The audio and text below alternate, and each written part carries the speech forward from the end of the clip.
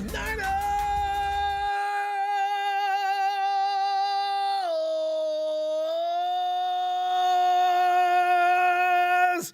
Fam, good to see you again. My God, man, we ain't talking on 49 football in days. You got to do one more week, too. I got some things I got to get cleaned up. And ain't what you think. I didn't check into no rehab or nothing like that. I know what you think. Because some people accuse me of being on drugs. Man, I'm fine, man. I just like my team. At any rate, fam, today, let's just jump out it. The Niners' offensive potency this season has been measured from week to week, pretty much depending upon who has been available to play. That's just the bottom line. I can't remember a season where we had this kind of talent and none of it's available, except for a few here and there. This week, for only the second time this season, Coach Kyle Shanahan will command a well-stocked weapons arsenal that will include his personally selected young, promising guns, the receivers Deebo Samuel and Brandon Aiyuk. Finally, George Kittle could just be. Okay, don't be. You know what? We can't even be asking for too much this year. You got Aiyuk and Deebo. Be grateful. Damn. What can be expected from the Shanahan playbook regarding the passing game this Sunday is what you know what?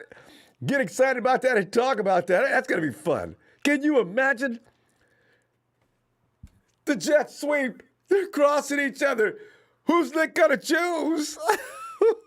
Hey, you know what? I got to tell you, though. Let me get into that in a minute, because about the jet sweep, Deebo is still the man. I did also, as I said, what can be expected from the Shanahan playbook regarding the passing game this Sunday? And let's talk about a few other headlines as well. With this team, everything starts with the health of this team, right? The injury list. Deebo returned to full practice on today after getting a day off upon the 49ers' move to AZ. The Niners today held their second practice just outside of State Farm Stadium in Glendale, Arizona, where they're going to have to make their home. And I got to tell you, fam, my bet is it's going to be for the rest of the season. The 49ers aren't leaving Arizona, coming back to San Francisco area. They're not. They're really not. We're shutting down Sunday. Yeah, we're shutting down Sunday again. Okay, I don't even talk about that. Samuel sat out practice on Wednesday as the club wanted to manage his workload after he returned last week from a 3-week absence and beating the Rams like they were stepchildren. Hey, Rams, any Rams fans in the house today? Come on in, Rams fans. Oh, y'all is so welcome. I can't tell you how welcome you are. We need some raw meat up in here anyway. My boys and my girls, they say, let's eat some Rams. And boy, Hawks fans, y'all next. Boy, I'm telling you, man, don't let me get that. If the team gets full strength by the time we play the Hawks, Deebo played 62 of 72 snaps in the 49ers' 23-20 victory over the Rams. Meanwhile, E-Man Mosley was limited at practice for the second day in a row due to a hamstring injury. The Niners will not have their top two nickelbacks either, fam. This is kind of worrisome to me because Mosley was in there, but he wasn't reminding anybody of K'Wan Williams or Jamar Taylor. K'Wan Williams expected to miss another game or two with an ankle injury. And his backup, Jamar Taylor, as I mentioned, was tragically lost for the season with a torn ACL. Mosley took over as the nickelback after Taylor's injury. The scary thing is, it is not certain who would take on that role if Mosley's unable to play Monday night.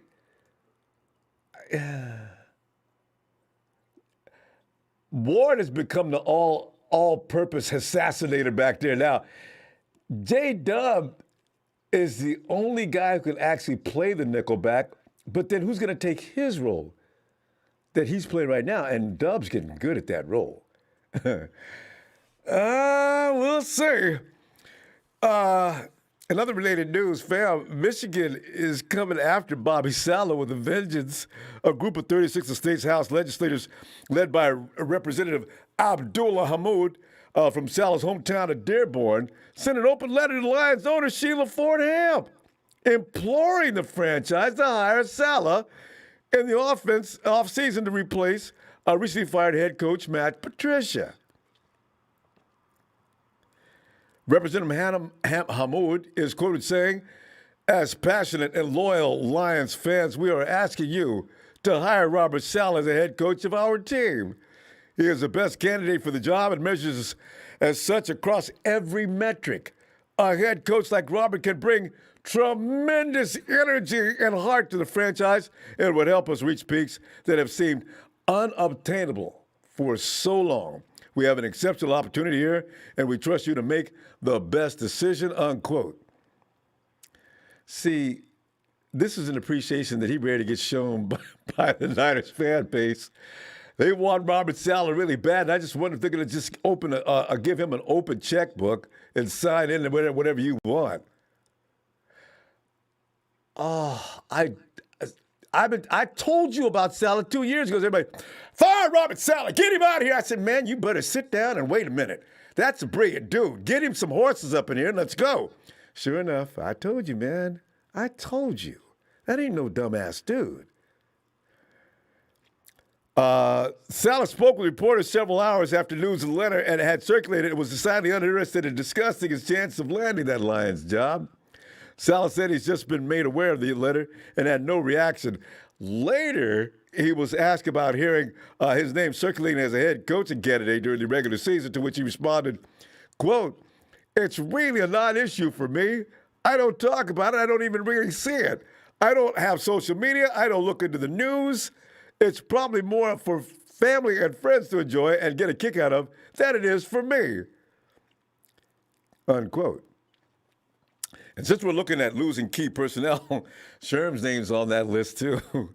That conversation's stretching out with players we just don't want to see say goodbye to. The Niners are going to have some issues this offseason with the salary cap anyway, expected to drop to right around $20 million, and a bunch of other key agents to go along with our problem. See, Shanahan said this about that, quote, "I understand his contract issue this year.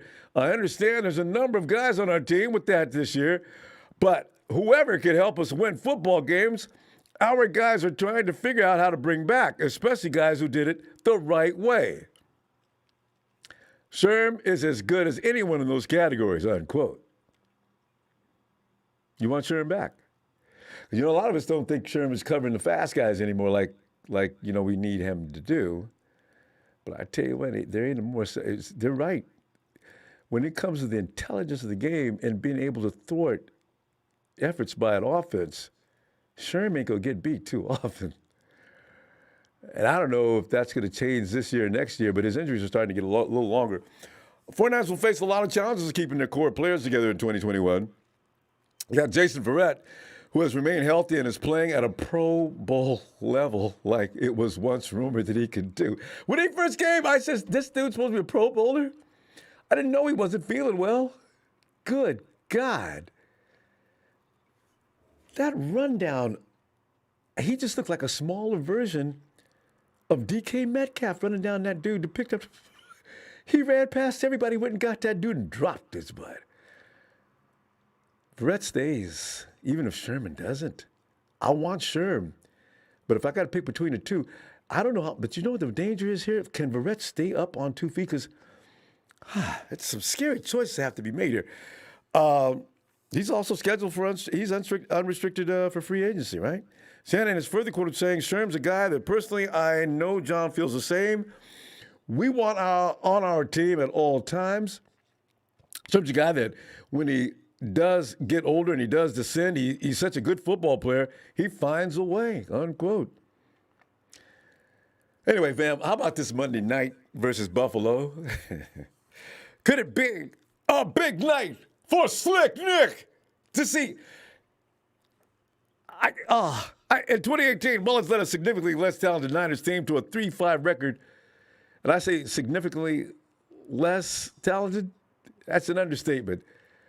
That team paled in comparison to the guys on this team. But we don't have this whole team. That's another story. But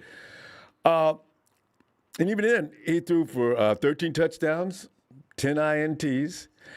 Yeah, back then he had Big G Kittle to throw to, but he also made Dante Pettis look like a future wide receiver 1, and actually had us fooled going into the next year. During a 4-game stretch late in the season, 15 receptions, 338 yards, 3 TDs, Dante. Well, he was all up into it. I know this dude is ready. Found out later, no, that's not the case. Heading into the season, the Niners loved what they had in Nick Mullen, so much so that they reportedly turned down numerous trade offers for the quarterbacks that were sent their way. Currently now, it seems to have been a big mistake. His trade value has evaporated, and he is a free agent in the coming offseason. Niners most likely will lose Nick Mullins after this season, but he still has a few weeks left to prove Shanahan and Lynch were right for placing their faith in him. And also, maybe if the 49ers do intend to cut him loose, his trade value may go right back up. And this could be Nick Mullins' marquee moment coming up Monday night. Will he take advantage of it is a story, though, Nick. You can do it, Nick. I know you can do it. But much like the rest of the world, the Niners have had a disaster of a year because of COVID-19. But amazingly, they still find themselves in a position to vie for a playoff spot. And I know, and I was one of the people that also said, man, I don't want to go to no playoffs. This team is just, we don't have our guys, okay? Now, Sean slapped some sense into me. Man, if the 49ers make the playoff, you better be happy about it, support them, and cheer for them like it's going out of style. Because if they get through all of what they went through this year and still making the playoffs, that's some bad boys. I mean, that means that locker room is jumping. I mean, the attitude is up there where it should be, and we need to be grateful about it. What once looked like a lost season has now been revived from the dead due to an upset win over the Rams this past Sunday. As you know, Niners won that dramatic Robbie Gould finish 23-20. But only 10 of those points could be attributed to the offense as Javon Kinlaw's pick six accounted for 7 of those total points. To win this game, Mullins was going to have to move the ball through the air against the number 2 defense in the NFL in the closing minutes. He did. Mullins wasn't too small for the task, leading 2 scoring drives that would win the game for the Niners and have me laying on the floor, peeping over the top of this table like Kilgore. Man, he sparked the 49ers playoffs hopes with that. See, because that's the kind of thing that can swing momentum with that whole club. Momentum and confidence play a major role in any sport. You know this. Nick Mullins' previous 2 starts consisted of a blowout loss to the Packers and Saints. But we should have beat the Saints. That was not Nick's fault. Richie James, Trent Taylor.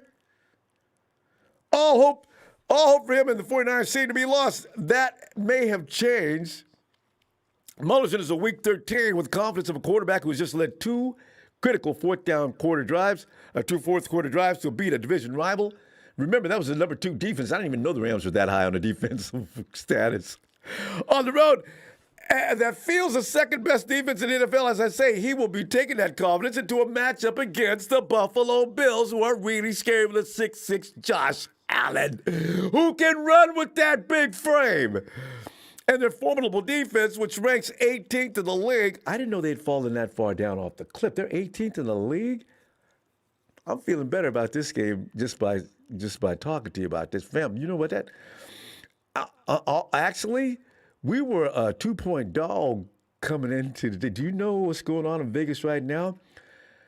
The betting line, people are putting the 49ers, they're taking that lead. They're taking that 2 points. Damn that, man. The Niners going to beat the Bills, right? Vegas is going nuts. The 49ers are a 2-point favorite, even as we speak. That may go up between now and tomorrow. That's why I'm not, you can give me a score tonight if you want to, but I'm looking for it tomorrow. Because I don't know where that line is going. You may be.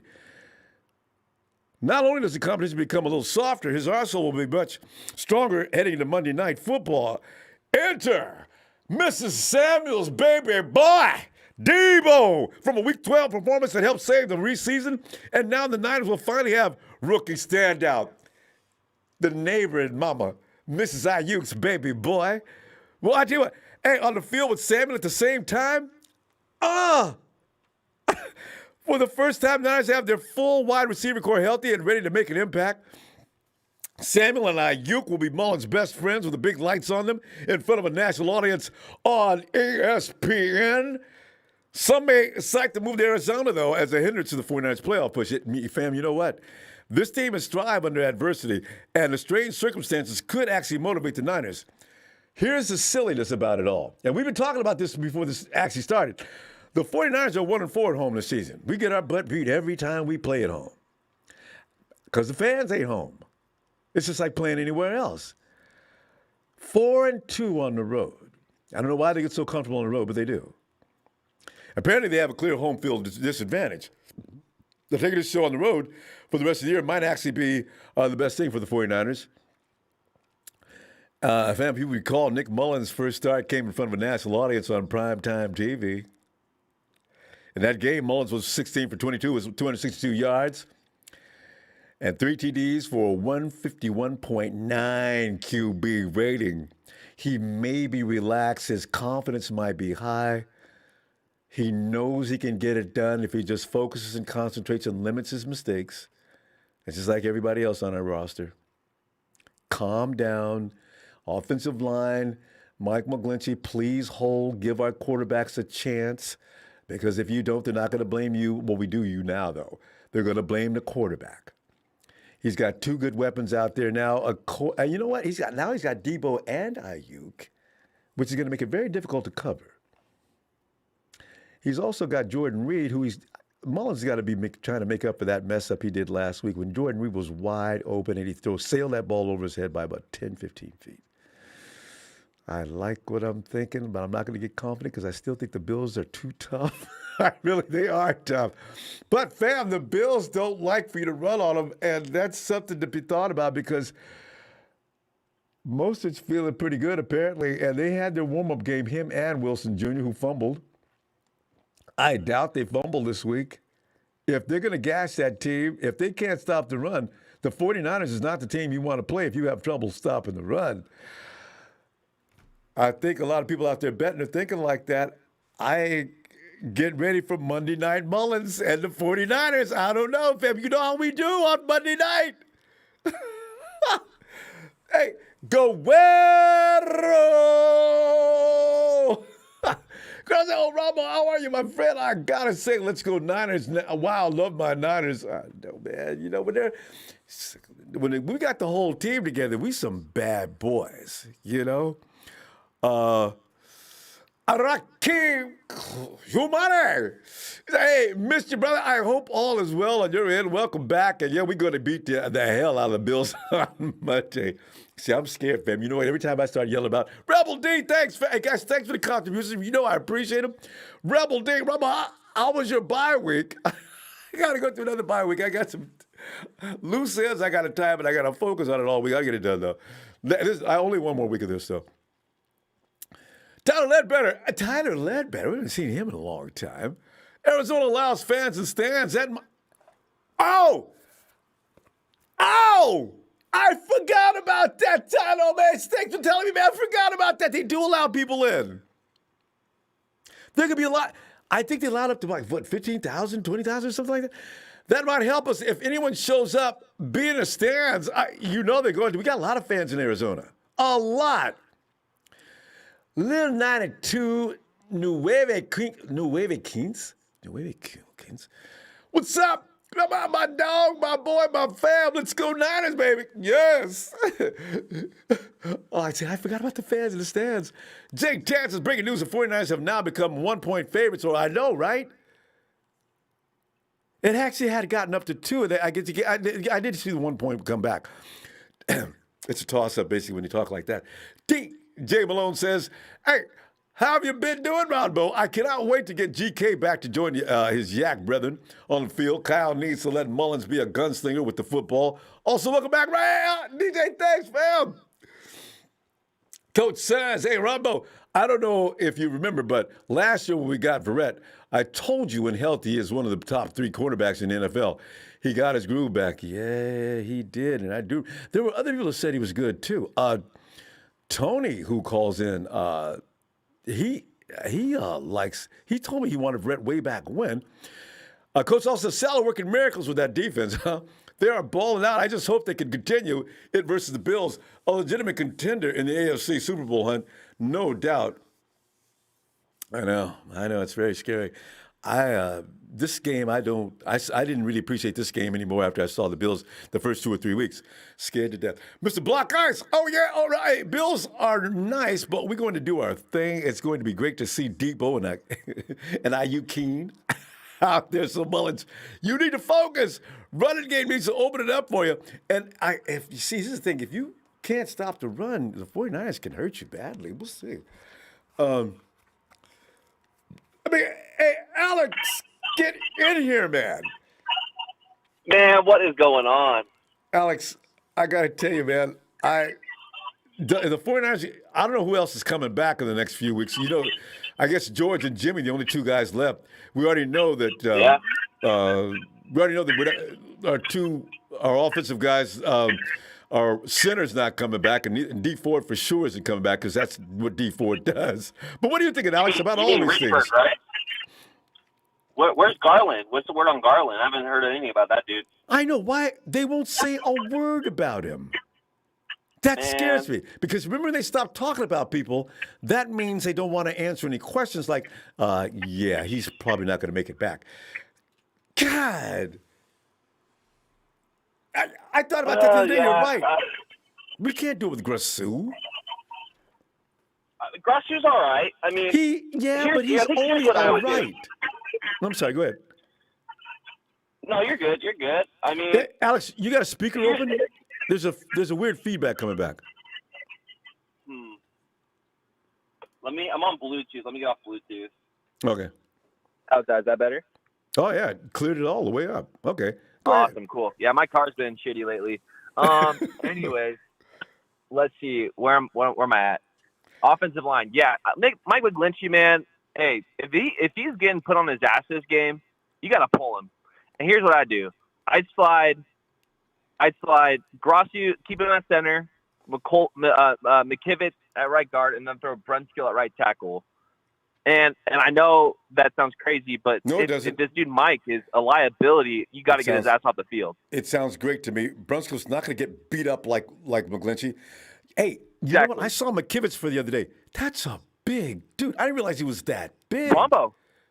He had a couple bad plays against the Rams because, it's Aaron Donald. But, dude, as the game went on, he got better and better. I saw him at least have like 3 or 4 pancakes, Ronbo. He drove a guy all the way to the left side of the field from right guard. He blocked him all the way to the left and pancaked him past where Trent Williams was. I got to go watch that game again. Who is this kid? Why is he get up on the field? But man, it's going to come down to our offensive line and Nick Mullen. Those are the 2 biggest weaknesses we have for this Bills game, man. I mean, the good thing is that the Bills, they're not good against the run, and we're obviously a run-first team. Having Aiyuk back is going to open up the field for Deebo more because they have to respect Aiyuk downfield. Mm-hmm. Yeah, I mean, Ronbo, hey, we're getting healthier week by week now. Yeah. And I think we're going to start seeing teams kind of starting getting the injury bug a little bit. Mm-hmm. It's late in the season. They've been playing a long time. Mm-hmm. We have a lot of our starters that's been sitting half the season. Yep. Man, if we can get hot right here, Ronbo, we can be like the Ravens back in 2011 when they beat us in the Super Bowl and they got hot at the right time. Yep. And remember Ray Lewis was injured. Who? What's up? Lasky, can you see us running the table from here? Wouldn't that be amazing? Because last time I thought we were going to run the table. When Jimmy first came, I said, no way. And we did. I was sitting there thinking, wow, that's a long road to hoe. But, yeah.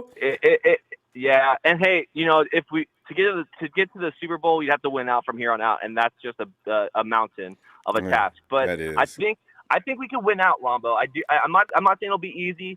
I'm not saying that we have a great shot at it, but there's a shot of doing that because, like I said, we're getting healthier every week. And I personally think we're going to get Jimmy back against Dallas. I think that Sunday night game in 2-3 weeks from now, I think that we're going to get Jimmy back and he's going to finish up the season for us. And then I think we're going to get Kittle back against Seattle. You know what? You get Kittle. I think you get Kittle and Jimmy back at the same time. George seems to be ready to go now the way he's talking. Oh, really?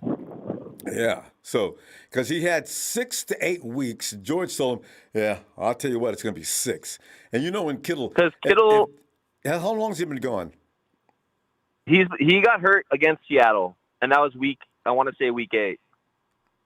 Was that as late as week 8? Right? Yeah. Okay. So George has no business coming back unless we're going to the playoffs. Yeah, you're right.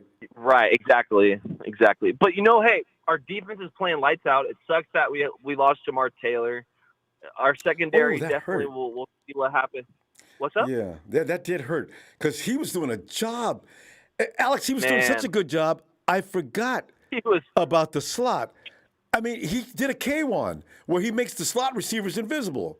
I said, whoa. Saul in his press conference today said that when he first started Jamar, he was nervous because he was going against Cooper Kupp, but he locked him down, and that was the game that he had 2 picks in. Like, this dude, we got to bring this dude Jamar back next year. I don't know when he'll play because his ACL was so late in the season. Like, it's true. Maybe we can stash him and then get him back if we have like a playoff run next year. Well, you gotta sign K1. If you could, he'll get plenty of time. Hopefully, if K1 can just stay on the field, but K1's going to give you some time off every year. For the last 2 years, that's what it's been with him. K1 gets hurt. Yeah. So if you got Jamar to back him up for a budget-friendly salary, and he come back for us. Yeah. We showed respect to him. He showed respect to us. There's a good mutual relationship between us. Yeah, and you can tell by the way Nick Mullins was talking about him. Yeah. So I think he'll come back for us next year. I hope so. I do. Hey, do you think we're going to re-sign this dude Sherman? I wish, but realistically, I can't think. My God, what is Sherman going to want to take? Can they afford him? I mean, he's not going to come in.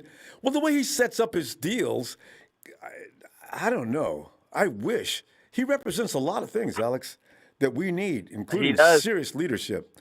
But Alex, we ran out of time having too much fun here. But, man. I'm going to come back tomorrow, though, because tomorrow on game day, all right? Be looking for you, okay? All right. Hey, you have a great day, Ronbo. You're the best of the best, man. Keep doing what you do. We love the platform. We love you, man. Thanks, Alex. I really appreciate that. Looking forward to talking to you tomorrow. Hey, let me get a Niners real quick. God, yes. Niners! Let's hear it.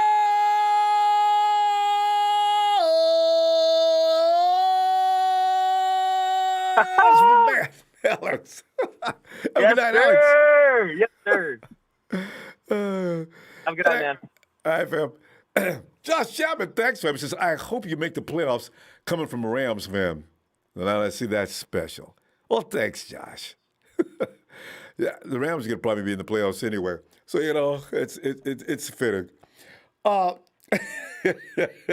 You always, one thing I love when Norm calls in, you always got to get a special setting. Norm! Last time, I believe it was pizza last time. Hey, we got to have a contest soon. Can you name 4 appearances by Norm and name each and every time what he was dining upon? Now, Norm, what are you having today?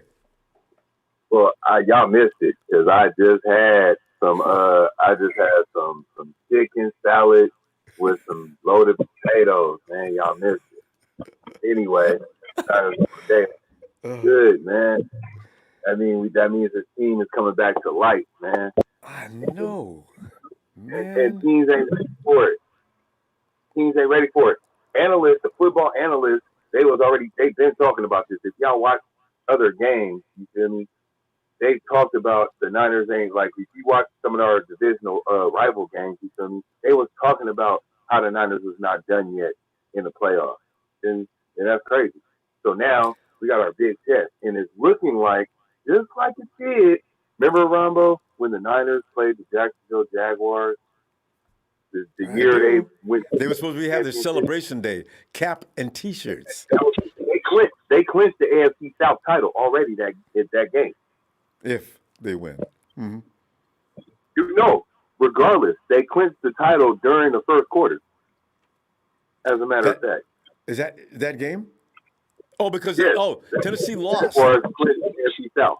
And they still got schmitted by the Niners that day. And we were... So put the hats and T-shirts back on the bus. Yep.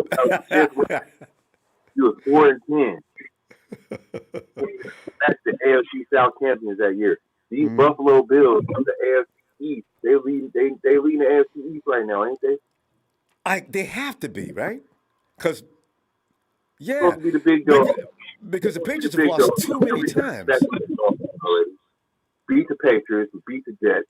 Now this is the last team in the NFC you got to worry about. And their defense is kind of raw. They offense, our defense is raw right now. I know, right? And we got to gutting Josh Allen, making Josh Allen really just have like one of them games. Like, oh my God, I've never dealt with this. I don't think he's dealt with this type of defense before.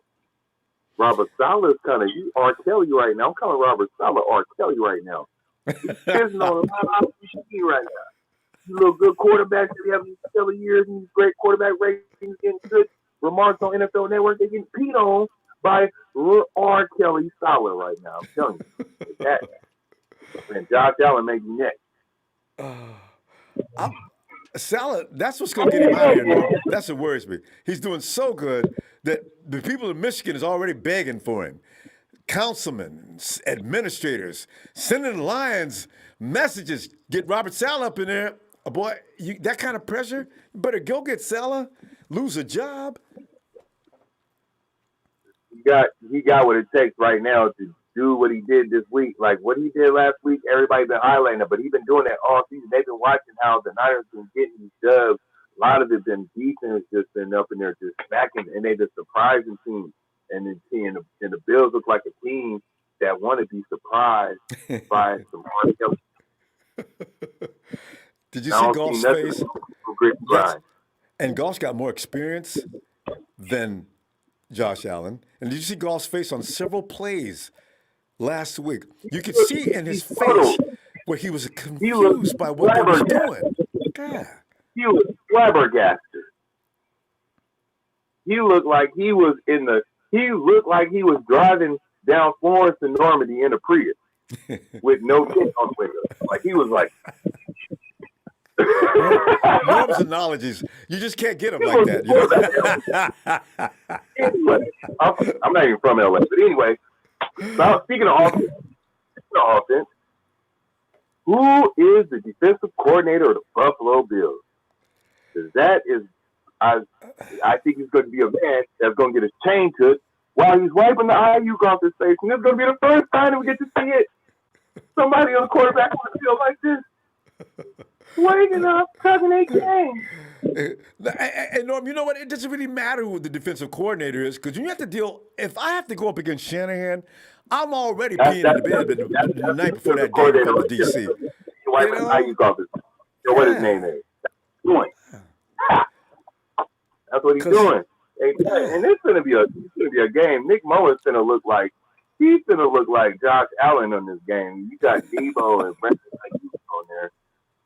Doing hurdles and doing spins and just throwing people off, throwing your shoulder pads off your helmet. You know what I'm saying? That's what Deebo be doing. He'll throw your shoulder pad off your helmet. I don't know if y'all seen that a couple of times on the Rams, but it happens.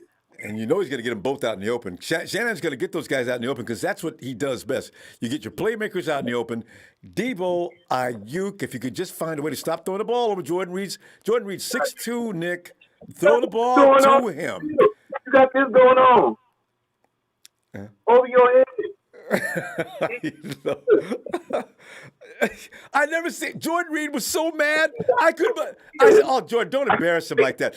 Oh, good luck. He went all the way bench. He's still swinging his fist, and you saying all these bad words. And oh my God, Nick, stay at the other end of the bench. Vic, stay at the other end of the bench. This is like one of them games where the O-line will go in there and really just, and they're going to show how they're going to be ready because we got the run game. And how is the Bills' run game defense against the run game?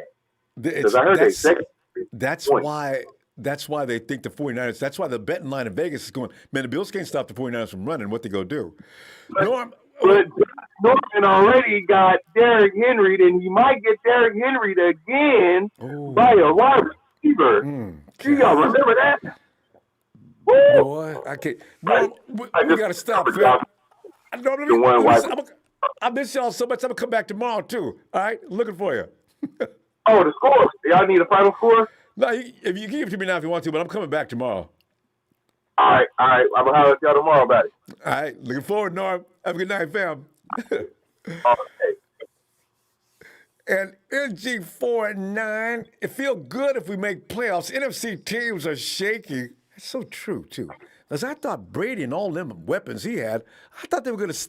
I tell you the truth, I thought they were going to, even though Will says they wouldn't go be there, I thought they were going to steamroll the NFC. Jerry B, thanks, fam. Yeah, I really did.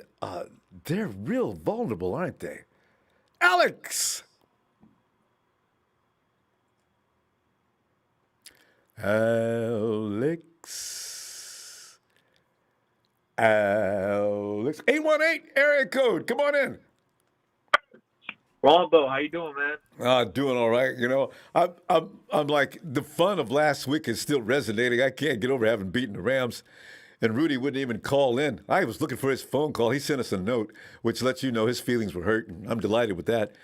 But then I look at this game, and we were underdogs for a few minutes. Now, all of a sudden, bettors in Vegas are saying, oh, hell no, we'll take that bet. So we're 1-point favorites right now, coming from a 2-point dog. So, you know, and then I'm looking at things like Richard Sherman being re-signed, Robert Saleh, maybe we lose because Michigan's putting all kind of pressure on their football team to go get him. And then, of course, you have the Yak brothers return together. This could be a real fun 2 weeks in a row, fam. And hey, what is your name? I just realized it. Who is this? Aaron. Aaron. Yes, Aaron. That's what I'm talking about, Aaron, man. We got a lot to look forward to. I thought a lot of people said, man, the 49 season is dead, man. Just regroup, get rid of some people, get rid of Jimmy G, draft, trade up, get a quarterback. People have already started to rebuild. I said, what? No! We got some football left. Aaron, what are you thinking? I mean, I'm excited, Ronbo. I'm excited for this game. Like, a lot of people are saying that obviously the Bills aren't, like, great at stopping the run. But also, I mean, like, take for example, the Chiefs game against the Bills. They weren't great at stopping the run, but also they had Patrick Mahomes at quarterback that they had to worry about. I think that they're going to sell out to stop the run, and this game is going to lie on Nick Mullen's shoulders. He's got to show out right now. Whoa. I hope not. You know what, though? If you can't stop the run, though, you can't stop the. Aaron, do you remember that year that Kyle Shanahan came in 2017? And the first thing they wanted to do was get a good defensive lineman that was good against stopping against the run. Remember that year we set a record for being the worst football team in NFL history against the run? Every running back was averaging near 200 yards running against us. I mean, anybody could run. Any running back could run. We couldn't stop the run. I think teams that can't stop the run, they really just can't do it for whatever reason. They say Buffalo has tackling issues. Apparently, they don't tackle very well. I guess they don't pursue properly. There's a lot of reasons why a team can't stop the run. So they may have too many issues. They could concentrate maybe, but I don't know. But maybe. I mean, I hope that it obviously doesn't come down to Nick Mullins like you said. But I don't know. That's just like my thought on it. I think that Bills are going to come out to play, and we got it too.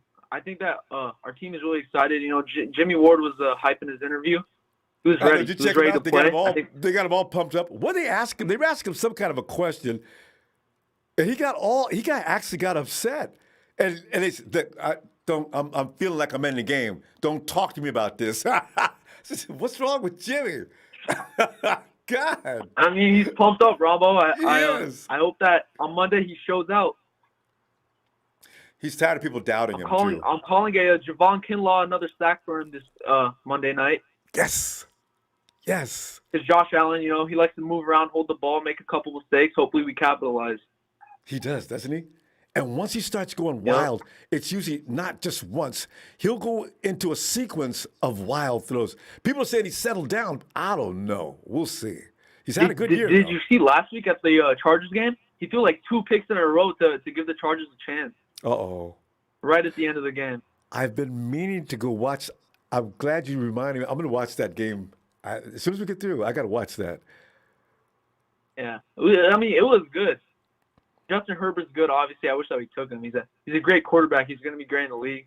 So is Josh Allen. But they're both really young, and hopefully we can capitalize on their mistakes. I think Herbert will be Herbert will get better faster. Allen has some. Allen has some. I think some inbred problems. He does strange things suddenly. So, but Herbert seems to be sharp all game long. He's got some records already too. So. Also, I think that McGlinchey's going to have a great week this week because obviously we're likely going to run the ball a lot. He's going to get in his groove, and then hopefully he just steps up in pass pro. You're right. We're going to McGlinchey country this week, Aaron. You're right. We don't make him pass protect, but good God, we can run behind that big dude all day. You're right. You're right. This is McGlinchey time. And that's why I think that we're not going to get rid of him this offseason. Obviously, a lot of people want it. I don't think Shanahan wants to get rid of him just yet, just because he is such an elite run blocker. Yeah. You know, he just wants to help him work on his pass pro over the offseason and just stick with that elite run blocker. And hopefully it's just another position that we don't have to worry about for a while. Yeah, they've been trying to teach him how to pass protect. But, you know, you're right, though. They got him in the first place because Shanahan's game predicates from the run. And that's why they got McGlinchey, because they know he's good at that. But they probably thought we could get him in here, we could coach him up, and maybe he'll become a better pass protector. Michael McGlinchey looks like one of the worst pass protectors in his fourth year than anybody in the league. Man, Where's me about? Mike, come on, man, pay attention. You can do better. It's a tough watch, Ronbo. It's a tough watch. God. We got little guys knocking him on his ass. It's just terrible. But I feel like this week is a great week for him to get his confidence up, hopefully show out. I'm not worried about him running. Run block, we're set in that. He's got to be able to give Nick a little time to throw. So, yeah, because there's going to be times Nick's going to have to throw the ball. Even though we all want just to run all game long, Nick's going to have to make some third down passes, second down. It's part of Shanahan's offense. You can't just run. That's you run so you can pass. That's what Shanahan's game is about. We'll see. Ronbo, do you know what I'm expecting this Monday? I'm expecting a game similar to the Monday night game against the Browns last year. Yeah. Just like a dominant run scheme. Yeah. Dominate the game early and just keep that going. When Matty B took it to the house, we've seen most of that twice this year. Maybe first 2 games of the season. We're gonna see her. That was something. Hey, we're out of time. I'm gonna see you tomorrow if you got a chance. Or got time. I'll be looking for you. Okay. All right, Great I'll to call meet you, you. Ronbo. Thanks, fam. Great talking to you, bro. Thanks, fam. Same here. Night. And let's go over and check out AJ. What's up, Ronbo? Jay, man, we're sitting there looking at some the headlines of the day, and we now know that Deebo missed a practice because he was tired and sore from whooping the Rams. He's okay now. So him and Aiyuk will be together on Monday Night Football to help Nick get this done. We're going to see that dynamic youthful duo that took 2 years to find. Last year, Deebo. This year, Aiyuk. We got primetime starters now, baby. And also, your feeling on, are you going to set aside some money to keep Richard Sherman? And also, is Robert Saleh going to leave us? And if so, who would be an option to come in and take his place? We got so many things going on right now all of a sudden. But go ahead, Jay. Take it away. Yeah, I think we're going to be able to sign Sherman. You know what I'm saying? I think Robert Saleh, he's doing a heck of a job. I think he's going to be gone. I hate to say it, but if he don't get picked up by the Lions, he's going to get picked up by somebody. You know what I'm saying? So he's a hell of a defensive coordinator, you know. So I hate to see him go, but that's the life of the NFL. So for his replacement, I don't know. I think they might look at your boy Dan Quinn. Everybody says that.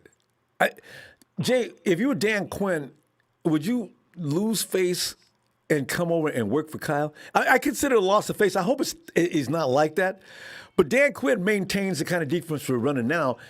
I don't know if he's as sharp as Robert Saleh. And I know, how you going to say that, man? Robert Saleh just got started. But Robert Saleh is a very sharp individual. I don't know if Dan Quinn, the things he's doing with that secondary right now, a lot of people don't know what he's doing, especially the opposing teams. Right. Just, whew, man. You know, you gotta look at it too. Robert Saleh get to work with Kyle Shanahan every day, so you know what I'm saying. Mm-hmm. He keeps sharp and motivated, and you know, once Richard Sherman went down, he really did really well coaching. Besides when they had Brian Allen in that Miami game, but but that was Brian. I was on Brian Allen more than it was Robert Saleh. Yeah, he's supposed to do his damn job and wasn't able to do it. Yeah. Right. So, you know, it's a lot, but I think we're going to overcome it. I think we're going to win this game. You know what I'm saying? I think it's going to be a pretty good game. And But who are you going to be on Diggs? I have. Do you let? Well, he's probably going to go. He's probably not going to stay on the same side as Sherm. He might, but I can't imagine him do that. But Diggs has no place to go. Now he can run it out of the slot. No, he has nowhere to go. We ain't got Spoon on that side. You know what I'm saying? We got Jason Verret. So you know what I'm saying? He can get it. He can get it. You know what I'm saying? Yes. And you know, our defensive line's playing pretty well now. I think we're gonna get after Josh Allen pretty well. You know what I'm saying? And I think we're gonna have him rattle. You know what I'm saying? So I'm pretty sure that it's gonna be. I got us by a touchdown. Ooh, that much? Yeah, 28-21. Yes. All right, put Jay down for 28-21. You know, Jay. Josh Allen does what our guys don't like, but we've been working with the new dude in camp, the guy that runs. So maybe they're working with him a lot this week because Allen, he can move that long, tall body. Yeah, and, Josh Johnson. Josh Johnson. That's what they're using him. They use him. Yes, that's what they're doing. They're using him to be able to peep out, and you know he's probably faster than Josh Allen too. So. Yeah. This will help out a lot. You know what, though? See, one of the reasons why I think Robert Saleh's redesigned that secondary, you got to have athletes like Jimmy Ward, and at some point, maybe even you get T-Mac. What's his name, last name? Timor. See, Robert Saleh has redesigned and brought back the Rover. Now you got Dub making his judgment calls out there and doing things a little different. I'm thinking Dub's going to be somewhat of a spy. If our boy starts taking off running, he may meet the Dub, and then we swarm. You know, so we're going to see. Right. Yes, and we got Fred Warner. He's got great IQ. As a middle linebacker, man, I think we're gonna get a couple of interceptions. We're gonna rattle him pretty early. I think we're gonna get a few sacks in there. We're due to have a good, sack game. I tell you, it's gonna be interesting. Watching that defense is every bit as much fun as watching that offense when they're clicking good. So this could be really interesting. Yeah, now we got Sherman, we got some of our key players back. I think it's it's competitive. Really, you got Katavius Street. Very competitive. Yeah, you got Katavius Street up there doing a great job now. Yeah, and then they're gonna get a little sprinkle a little bit of taste of. You know what I'm saying? Brandon Aiyuk, you know what I'm saying? We're gonna do our thing out there. Everybody's waiting for that combination. Deebo, yes. I can't wait either, Ronbo. I want to see what this looks like. You know what I'm saying? I've been waiting. All of us been waiting, Jay. Jay, I'm gonna go. I'll tell you what, I'm gonna see you tomorrow, though. All right? Yes, sir. Thank you, Ronbo. Appreciate Thank you, fam. brother. Appreciate you, fam. Have a good night. And remember, Jay had the score right. Was that last week, was it? He called that game when everybody else thought we was going to lose. Was it Richard Ray Archuleta? Richard Ray and I go back years. He used to bother me so bad. Now we're bros. It's too funny. Ronbo for president, number 2024. No, thanks, Richard Ray. It's actually a contribution, too. Oh, and is it a Chiefs fan? We got a Chiefs fan on the phone now? Yeah. What's up? What is your name, Chiefs fan? I just my readout says a Chiefs fan. Is that the name you want to go by? Yeah, you can call me my name, Ty. Ty, you look really comfortable there, Ty. Ty, what's on your mind? What do we have this honor? I have some good news for the 49ers. What's that? You're gonna take back D Ford? I wish. I'm a guy who likes to go and do some playoff analysis and look at some games and do some predictions. Yeah. And all right. I think the 49ers make the playoffs. Really? Yeah. How do you substantiate that? I mean, how come? With there being 7 seeds in the NFC, and the NFC is not as strong as it used to be, I think, well, one game that gets them in is I think they would beat the Cardinals. I think they go 8-8. If they beat the Cardinals, they make the playoffs. True. And if the Cardinals lose this weekend, the problem, I understand it. You look at Kyler Murray, there's something wrong with his shoulder. He looks like he's favoring it, and for some reason he stopped running. That's how come he lost last week. He refuses to run. So, 1-1 with the Cardinals, 8-8 record.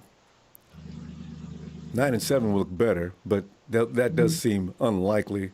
I'm thinking that way too, actually. But it is possible for 49ers to win 8-9, anywhere from 8-9 or 10. 8's probably the floor, and of course 10 would be the ceiling. Because here's the more good news. Out of all the 5 and 6 teams, the Vikings, they got the best Bears. shot. Yeah. Oh yeah, Bears. The Bears are I think the Bears are going 2 and 3. Yeah, I just realized the Bears just lost the other day, putting themselves in the same boat with the 49ers in the loss column, didn't they? I just realized that. Yeah. The Bears are not going to, they're just, well, anyway, you've got the best quarterback in the NFL, so I suspect that the Chiefs will probably win the AFC. Because the only thing you got to deal with is the Steelers. How do you feel about your chances to get the Steelers? Okay, here's my take on the Steelers. I think they're overrated, honestly. Not because I'm a Chiefs fan. That's not because. I just, like I said, I like to look at stats and stuff. I mean, I get they're 11-0. I mean, kudos to them. They're not like the Dolphins 60-0. I mean, whatever they were. Yeah. They're not the Patriots 60-0. They're a team that's gone against easy teams like Denver, and they almost lost to them. Dallas almost lost to them. Ravens They struggled against a team like the Baltimore Ravens were just meat to be cut and eaten, and they went out there and they labored. I understand it was the middle of the week, but still, what was that? I don't know. I mean, it was a battle between 2 great defenses, but I mean, who would have thought that a team like how the Ravens was, that was just beat up, would still be in that game against an offense of the Pittsburgh Steelers, which 11-0, people be thinking, it'd be quite a lot better. And RG3 was awful. The Steelers lost one of their best defensive linemen to an ACL. Who was that? Bud Dupree. Yeah, but that's going to hurt them. That's going to hurt the Steelers really bad. So now this season, they've lost 2 of their best linemen, Devin Bush and Bud Dupree. Uh-oh. Yeah. I tell you what, I don't think that the quarterback, Roethlisberger can't carry the team by himself with no defense. That's what they've been doing. That's how they've been living on a perfect balance. That's why they're 11-0. So, anyway, I tell you what, Ty, okay, we'll take that as a compliment. 49ers have a chance to make the playoffs. All right. We'll look for some of your insights later, okay? Okay. All right. Bye. Appreciate you coming in. Have a good night. You too. Bye. All right. See, this is all we ask. You look at Ty, a young guy like that. He comes in and shows respect. When Smiley is all over the chat. In fact, Smiley promised not to come back in. I guess he's going to keep his promise. He's not here today, is he? Hey, Derek!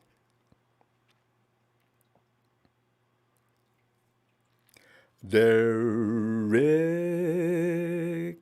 Hey, Space, is Smiley in here? Oh, he's saying hi. Hey, Smiley. That's a Chiefs fan. Smiley's definitely a Hawks fan. Yo, who is this? Derek. Who? Derek. Oh, Derek. Oh, so I got some numbers flashing in front of me. I'm sorry, Derek. Hi, Derek. Come on in, man. I'm sorry, I was reading the wrong thing. Derek, tonight it's so much fun hearing the things we hear. Because 49 fans, we have been given nothing but bad news all year. And I'm looking at the Vegas line earlier in the week, and I was already bothered when they said the 49ers are 2-point dogs. I was like, oh, God. I'm a little worried about Buffalo anyway. And then all of a sudden Vegas says, okay, we'll take that one. I said, what? Why is the betting going all toward the 49ers? They're betting on them in droves. Vegas says, whoa, Niners up by a point. It's too late, Vegas. You've already let those people bet. Hey, and Derek, you've got a team that has a problem with the run. And also the choices between Richard Sherman and who? We don't have anybody else. And is Robert Saleh leaving? And who would you have to replace him? Go ahead, Derek. You're on. First off, Ronbo, I hope you had a good bye week. And, I hope you healed up because we're not dead yet. First off, we're going to need you down the stretch, Ronbo. But yeah, Ronbo, I don't know what we're going to do with Sherman. He came back and got a pick. First game back in what was that, like 7 weeks? The whole season, Derek. He played in game 1, right? Mm-hmm. And that was the last we've seen of Sherman. I don't know. Yeah, he played against the Cardinals, I think. And we haven't seen him since. Yeah, I'm not sure about what we're going to do about Sherman's situation. Like safeties, apparently we have good depth there. We moved Marcel Harris up to linebacker, which worked for him, but we don't really have anybody to take over for Richard Sherman. E-Man is serviceable. He's a good, he doesn't get enough. I don't think he gets enough credit from last year, but he's predicated on the defensive line doing their thing. I don't think Sherman's exactly the same. He's too smart. Yeah. So I don't even, and to some degree, Ronbo, I'm not sure he's the type of player you can replace, Yeah, I know, right? Not immediately, anyway. You're going to have to do some digging, and we have a lot of – my main priority is I think we can afford to let Sherman go. What we can't do is afford to let the right side of the O-line stay the way it is.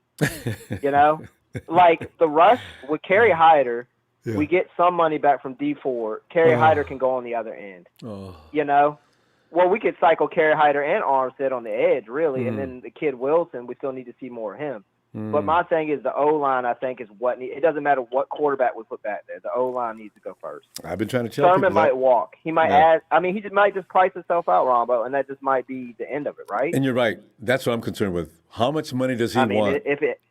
Because he can get it. But if it happens, he is getting older, Ronbo. Nobody's getting younger. Nobody can do it forever. Yeah. So for all we know, we sign Sherman next year. What if he misses another 9 and we miss the playoffs next year? Or, something like that. Or he has an injury that ends the rest of his season next year, Because he gets injured every year now. I think that's something. Yeah. Exactly. So if he is getting older, so I'm curious to see what his number is. How much can he afford to ask for, really? And it would come down to how much does he want to stay in San Francisco with the number he throws out there. That's going to reflect upon how much he wants to stay. Because there's teams around the league that will still pay him premium dollar, I suspect. True, but there's not a lot of teams that are going to be playoff worthy. Like this one, he knows what's in the house, Ronbo. So are you going to take your chance and go somewhere else like Jalen Ramsey did with the Rams? Don't make me say it, Ronbo. I didn't come in here to do that now. You're fresh off your bye week. I don't want to bring that up. Yeah, well, it's because the thing is, I don't know how much he's going to want to take. I'd love to see Sherman stay if we do draft somebody. And I'm sure the 49ers are going to draft a cornerback this year. Let him sit back and learn behind the master. Anybody that can absorb Shermanism, that's who I want, right? if he could stay with us, but make it so we can afford him. And I'm sure they're going to have that conversation with Sherman. He doesn't have an agent, so he may be open to some ideas. And he likes to work on incentive programs.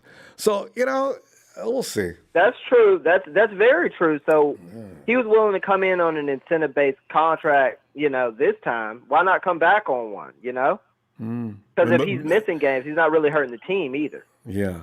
But like you say, if he's going to get hurt, he can't meet those goals going to the Pro Bowl and getting a certain amount of pickoffs. Well, he didn't meet them this year, if there was any. That's true. There was. I forgot about that. You're right. But, yeah, Ronbo, I don't want to take up too much time, but check out I want everybody to take a look at Ian Book out of Notre Dame. I know people say stuff about Notre Dame quarterbacks, but he's 29-3, Ronbo. Woo. And 29-3 as a starter. And if Zach Wilson or whomever is out of our reach, there are other options. That's what I want everybody to start looking at other quarterbacks. Shannon's probably looking at those guys. He plays very similar to Zach Wilson. Excuse me, Ronbo. No, I'm just saying it. He scrambles, he runs, he uses his legs. He improvises. He can play backyard football when the play breaks down. But now I've been watching him all this season. Does he look good though when he's orchestrating from the pocket? This is Shanahan's first and foremost thing. Can he orchestrate from that pocket? Because if he can, and he can do the other things you're saying, if he's athletic, but he can still work from that pocket, he'll be on Shanahan's radar. If he's just good at athletic and running out and not surveying the field properly, he hasn't got a prayer. He has a decent arm, Ronbo. He can get the ball downfield, and yes, he can. He doesn't just run first. He runs on design runs. But if the play completely breaks down and coverage is good, he can pick up a first down. So he's done it in every game I've watched this season. So I don't watch a lot of college ball, but I'm watching him. Yeah. Shannon's probably paying attention to that. He's going to pick up a quarterback this year. I don't know what round. He's going to pick up one, though. And if he's got the skills that you're saying, he's eligible. Yeah. All right. Yeah, we'll see. Have a good night, Ronbo. You too, Val. Welcome back. Yeah, thanks, All right, now. Night. And area code 602.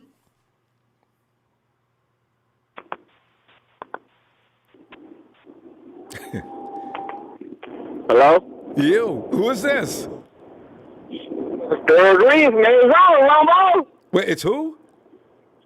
Daryl Green from Arizona. Oh, Daryl Green. Daryl Green, I haven't talked to you in like forever. Wow. Yeah. You've got a new phone or something. We don't have your ID anymore. Hey, Daryl. Oh, yeah. How you doing? How you been doing? I'm doing I've okay. been all right.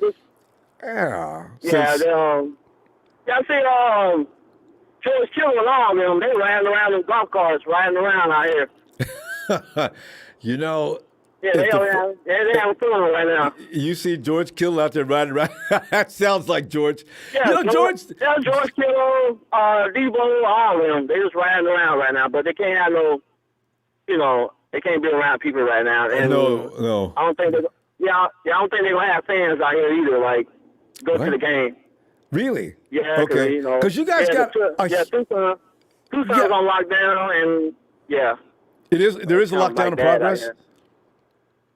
Yeah, I think it's coming to like a lockdown then, so I don't know now. It starts Sunday. It starts Sunday in Cali. And I don't know if that's going to have a ripple effect around the entire western side of the country. Oh, actually all over the country probably, because it's we're getting a huge amount of people dying daily again, like we did when it was really at its worst. So, yeah. Oh yeah. Yeah. I'm waiting on them cowgirls. That's what I'm waiting on. Yes. Daryl, how's wifey doing now? She's a huge Cowboys fan, and the Cowboys look so bad right now. It's unbelievable. Oh yeah, I've been laughing. I've been laughing at them all day. You had last year to laugh at them too, Daryl. I didn't hear from you last season. Oh, I wish we could have talked.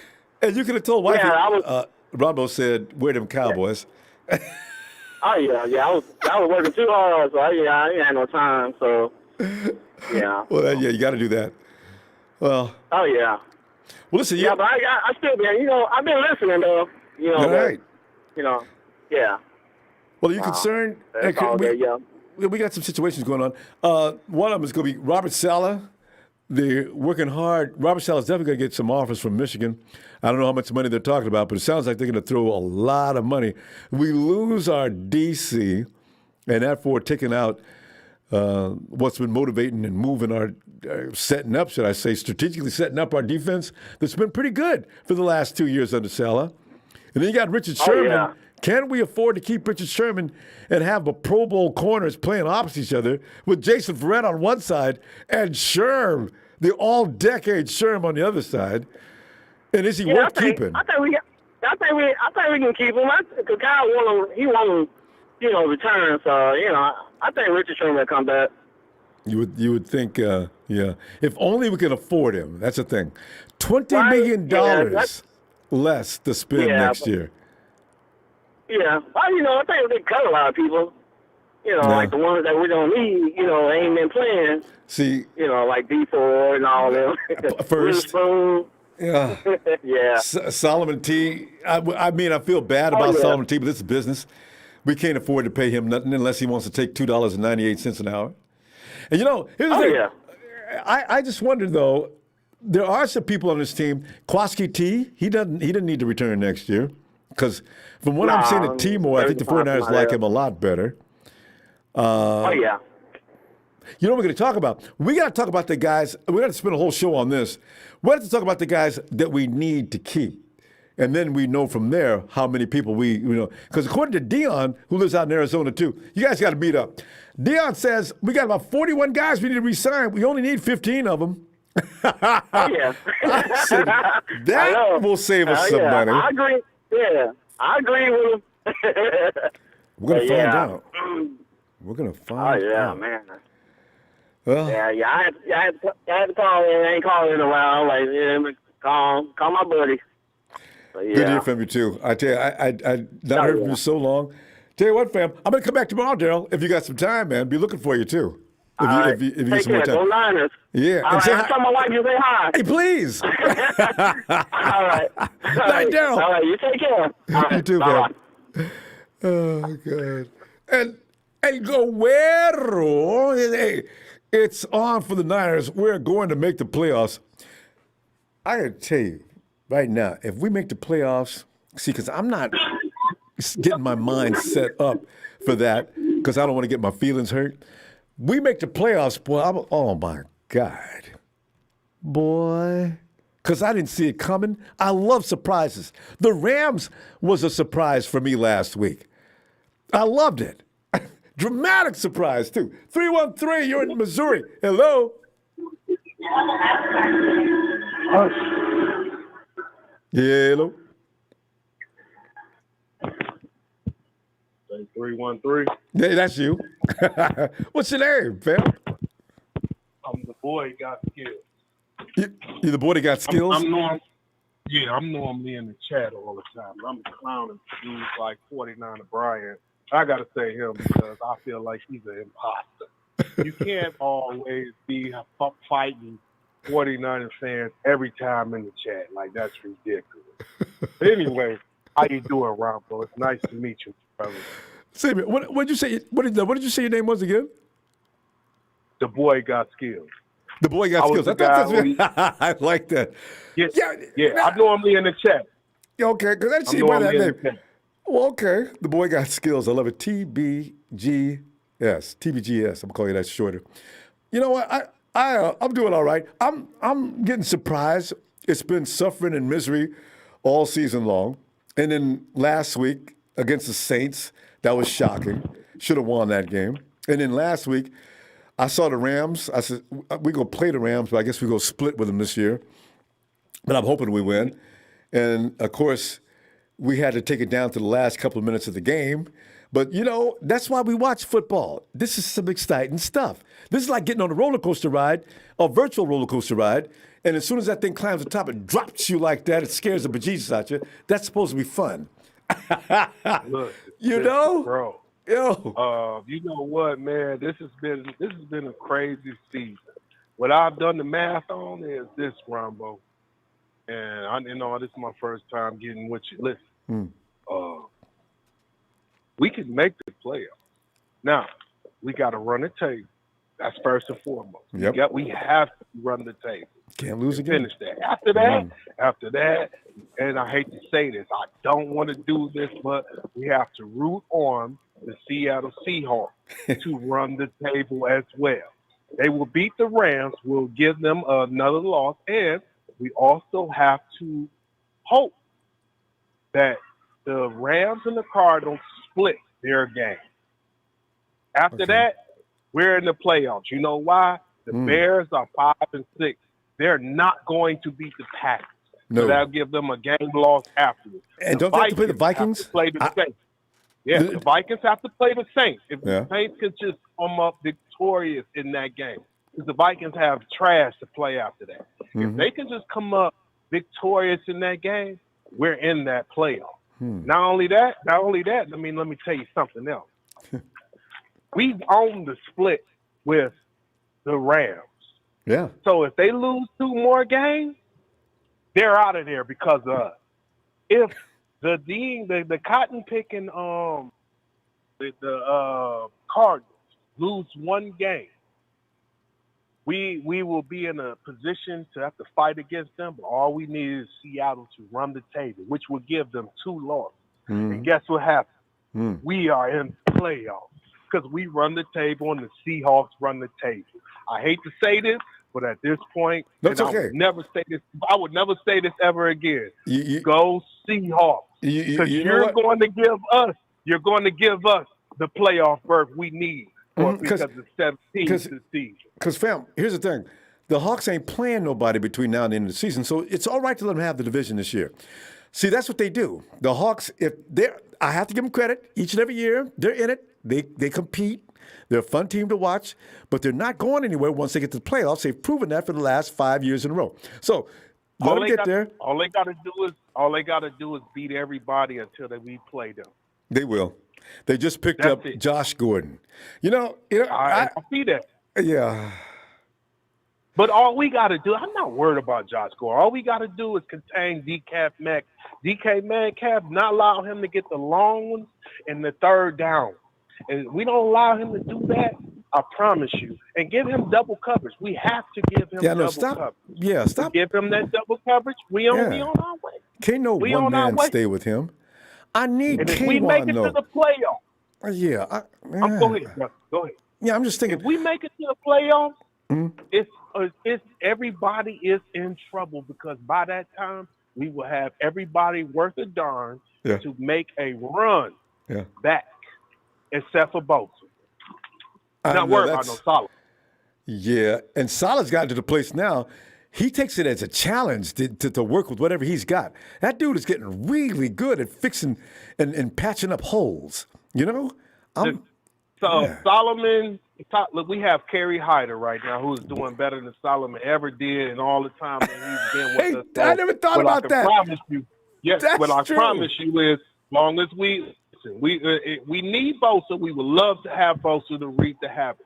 But if we can just get D4 to be in somewhat of a problem, just somewhat. Right now, just somewhat of a problem. He ain't coming, fam. All right. D ain't coming. Oh, he ain't coming? I don't believe he's coming. I'm convinced he's done. Whatever pain, that roaming pain is going all over his body now. You know what I'm saying?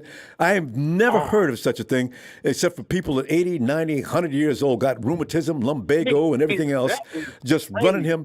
Come on, D. Where he can't. It started in his calf, and it went to his back. Now it's in his neck. Where's it going next? D has got problems. Lastly, I want to say this, brother. Yes, we should bring Sherman back. We don't have nothing else better than bring him back. Please, bring him back, and let's go from there. We go with the draft and all the other stuff. We bring Mosley back. We bring Sherman back. At least we got 2 guys and Verret. Let's bring all 3 of these guys back. Man. Gotta have Verret. But give Sherman a 1-year deal to show that, hey, you can stay healthy and we'll take care of you from there. Like the incentives and everything, or at least a 2-year deal. You know what I'm saying?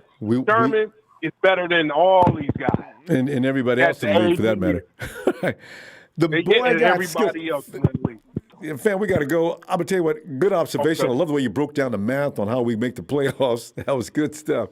I'll tell you what, hey, you get a chance, I'll be looking for you tomorrow, okay? All right, good. And I've been listening to your show for a long time now, man. I'm glad that you got whatever you got taken care of, man. I got one more week. I got to work on it one more week. We can't miss you on Mondays no more, bro. Yeah, no. We can't miss you on You definitely won't miss you this Monday. And people, I've been accused of being on work furlough. It's not that. All right. People, well, like I said, I'm mostly in the chat. And I'm having my fun in the chat, man. But I'm not gonna stand nothing from these so-called 49er fans who gonna keep clowning us 49er fans. I'm going after them because I don't believe you're 49er fans. Other than that, everybody have a great night. Everybody do what you do and enjoy. And let us 49er fans have our words. And thank you for your platform, sir. You have been a great service to us 49er fans. Real talk. You're so welcome. Real talk. All right, man. All right, man. And can we get Dre back? Please. I don't know. Dre's busy these days with his own site. I've not seen him in a long time. He'll drop in when he gets time. All right, fam. We're going to roll. Man. I'm going to see you tomorrow. Oh, my God. All right. Have a good one. You too. Night. And Anthony Nagatana, D4's lumbago. I'm telling you, D4, add gout, man, Eli. Bueno. Hey, Eli, it's not just mi amigo. Mi amigo Ronbo. How are you, my friend? Oh, Jeez. I'm telling you, man. I'm telling you, Ronbo. I feel so much better about the 49ers right now. I guess I'm doing great, I could say. Because, man, the 49ers were very depressing for weeks. And all of a sudden, we get something to smile about. You know, kicking the Rams' butt in dramatic fashion because we kept fighting. Kept fighting, Eli. Just kept fighting and didn't lose. Wow. Oh, wow. It was a crazy-ass game, Rumble, let me tell you that. I mean, I was already, like, in the restroom dealing with my demons and stuff. Oh, man, when I came back, it was when, what's his name, the goal. Robbie Gold, the kicker? Shot. Yeah. Yes. He was going to kick it at first, and then they penalized 5 yards. A penalty. Yes. And Robbie says, thank you very much. Yes. Not thank you, God. Twice. We own Rams. You know what's so funny? Man. Remember last year? The same thing with the Hawks. Remember? They have the ball on the 2 or 3, 4, 5 yard line, something like that. They're really close to the goal. And they get called for I think they got called for time. And drop them back 5. I said, go Hawks. And we get the same thing with the Rams this year. Stupid penalties at the right time. God. Oh, man. It was good. It was our time, though. It was our next. It was our time. Yes. Hey, Ronbo, we're playing in Arizona then. Wait, say again? We're playing in Arizona. That's going to be at home. 2 or 3 weeks. Yeah, that's it. They're not going to be able to come back. Because you know what? If you come back to Cali now from Arizona, what are you going to? You got to stay 2 weeks in quarantine? I know they're going to lay a quarantine down soon. So that's their home for the rest of the season. They're the Arizona 49er. No, they're the San Francisco / Arizona 49ers. That's so sad. Our logos in there. I tell you. Oh, man. It's hard on them, too. Man. Oh, man, what a venture is going with us with the Niners and stuff, man. Right? A lot of hurt, a lot of injury, and look where we at.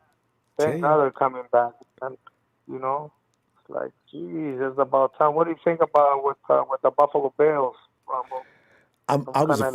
I've been afraid of them for weeks. I'm telling you, I've been worried about them guys for weeks because I says, the Bills aren't winning those games by luck. They're actually that good. They got a decent defense. They got Diggs. Diggs has made a big difference in that wide receiver room. Oh, yeah. Man, those guys. Oh, it's still going to be a hard game. But you know what? We have a good offense, though. I know that. I hope Mullen plays his best because we get this win. We need this win because, gosh, man. Fam. After that, it's a winnable games. When you got Deebo, yes, it's winnable. Deebo's a bad boy. Deebo, he makes all the difference in the world in our offense. My God, him and Mostert together just ridiculous. And Mostert had a bad game last week. He's not going to have 2 weeks in a row. And there you go with your song. Ooh la la. I know, right? I can't wait. Ooh la la.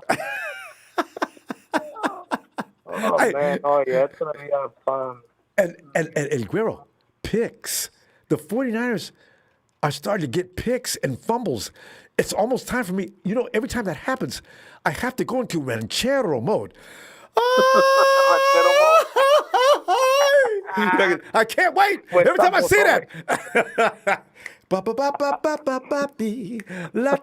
Wait, this week is probably Feliz Navidad. Feliz Navidad. Every time we do it, we get something. I got to sing here at Merry Christmas. Yeah, you should. Yeah, make something up, man. What? Man. It's going to be off the hook, man. Off the hook. If we win this game, yeah. They're bringing us a smile now. We're kind of to come back to life, because we were down for so many freaking weeks, but it's time. Hopefully, it's time, Ronbo. Well, thank you so much for taking my call. Always a pleasure. Let's go Niners. Have a good night, Ronbo. You too, fam. Hey, night. Okay, bye-bye. Hey. Good night.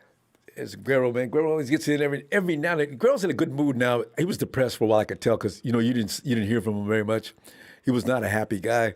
Now the 49ers gave up. Everybody's got to be happy now. This is just fun to watch. And you got Deebo and Aiyuk coming in back together. I can't. Kyle would not let us down either. You got to use them both, Kyle. At least, let's see. What do you want? 60, 40? Yeah, 60% Deebo, because Deebo just is a wrecking machine, but 40% skills from Aiyuk. He's still a rookie anyway. He needs to wait, take his turn. But this is Deebo's team right now. Aiyuk can have some, but let Deebo run the show. Logan 49ers fan. Oh, he's back. Logan 49ers fans still wants us to know that Arizona has no fans. They're paid spectators taking a trip to Arizona, hopefully in the offspring, and see some faithful. First time I see him do that. Hey, forget about it. It's not a Mike. Come on in, Mike. Oh, forget about it. It's right, Ronbo. What's going on? How you doing? How was your trip, Ronbo? Oh, it's not over yet. I gotta concentrate one more week, but I'm not missing games. I'm not missing weekends, but I got one more week of misery. Boy, but you know what? You're a true staple, Ronbo. You're a true staple, and you're a real pro. I gotta tell you. Oh, thanks, Mike. I consider you somebody super special too, as well. And Mike, I'm telling you right now, watching, just knowing Deebo and Aiyuk could be on the field at the same time, along with a Pro Bowl tight end. I'm telling you, and Ross Dwelly for that matter. This team is looking potent right now, Mike. I still got juice out there. We can run behind Mike McGlinchey. These guys have a lot of trouble stopping the run. Oh, come on. All right. You guys, all right. Ronbo, listen, hey,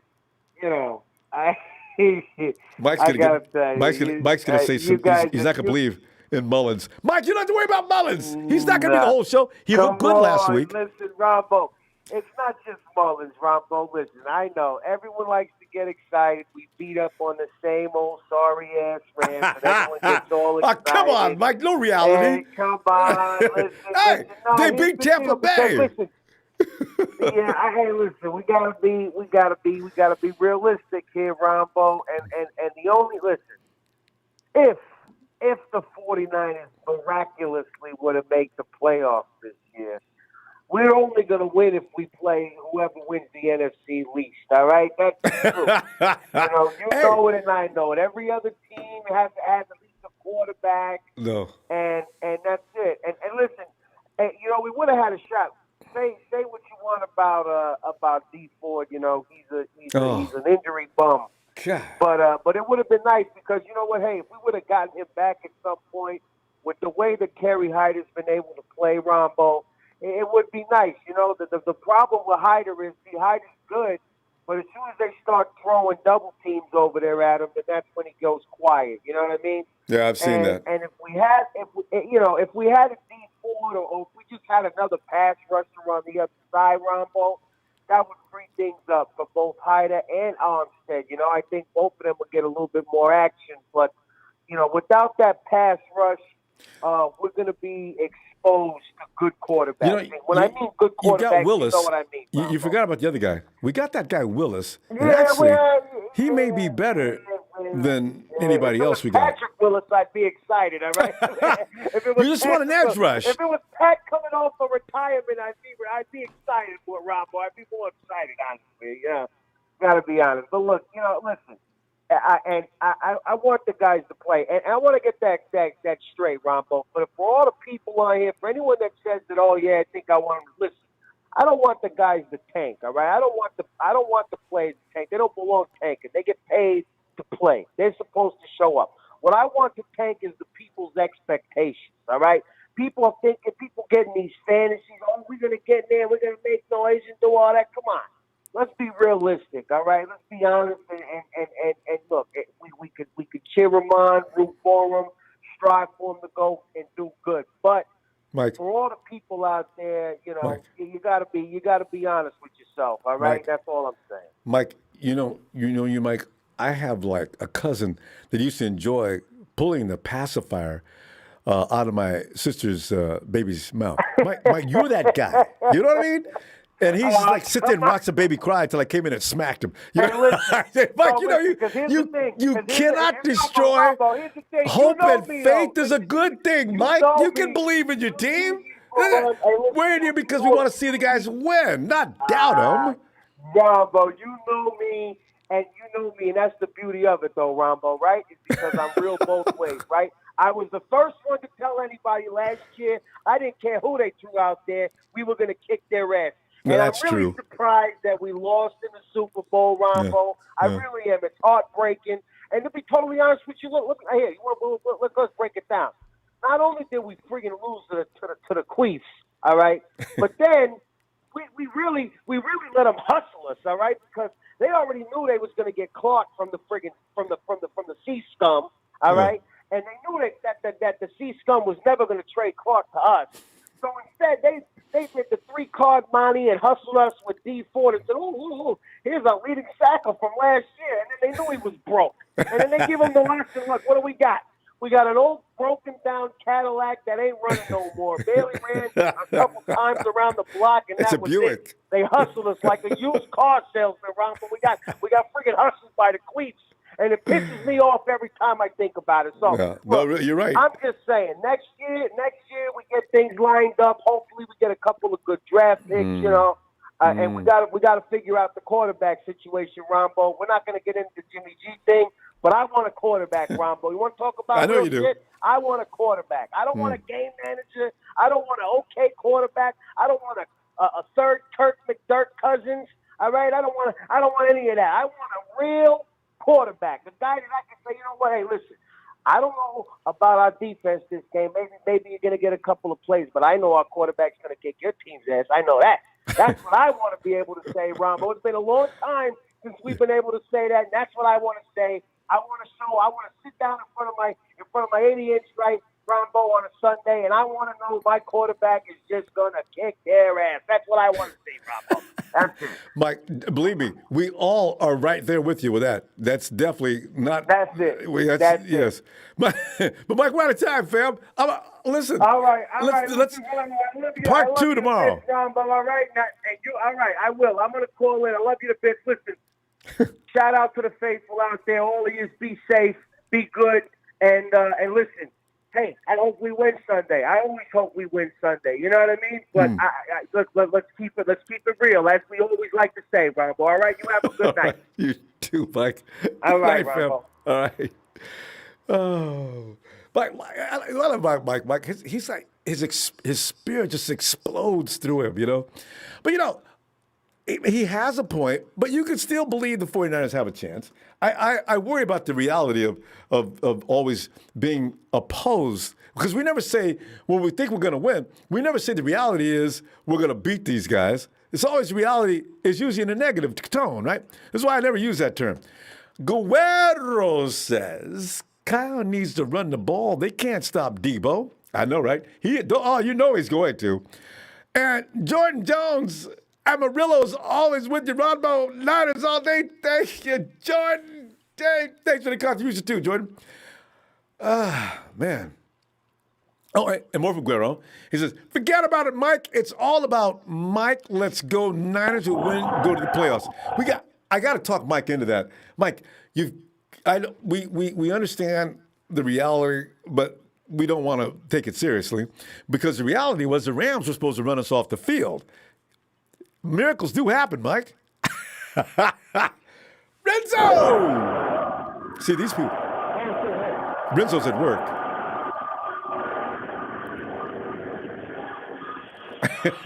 Renzo, can you hear me? I hear you. What's up? Renzo, come on in, man. I see you at work, and but the thing is, it's drowning you out. Can you find a spot where I can hear you? Yeah, I'm about to go outside. Hold on. All right. What's going on, man? What's going on? I was just sitting there looking at the headlines of the day, and the good news is Deebo's rested up from whooping on the Rams behind. He was a little sore from beating them up. And also Robert Saleh, the man, Michigan, the city government is going after the Lions, saying, you better sign Robert Saleh. Basically, that's what they're saying. And also Richard Sherman, I'm telling you, now the conversation is starting to lean toward, can we have another year of Sherm? And anything, I mean, in Mullins, will he return to his Monday night form and be back to Slick Nick prime time coming up Monday?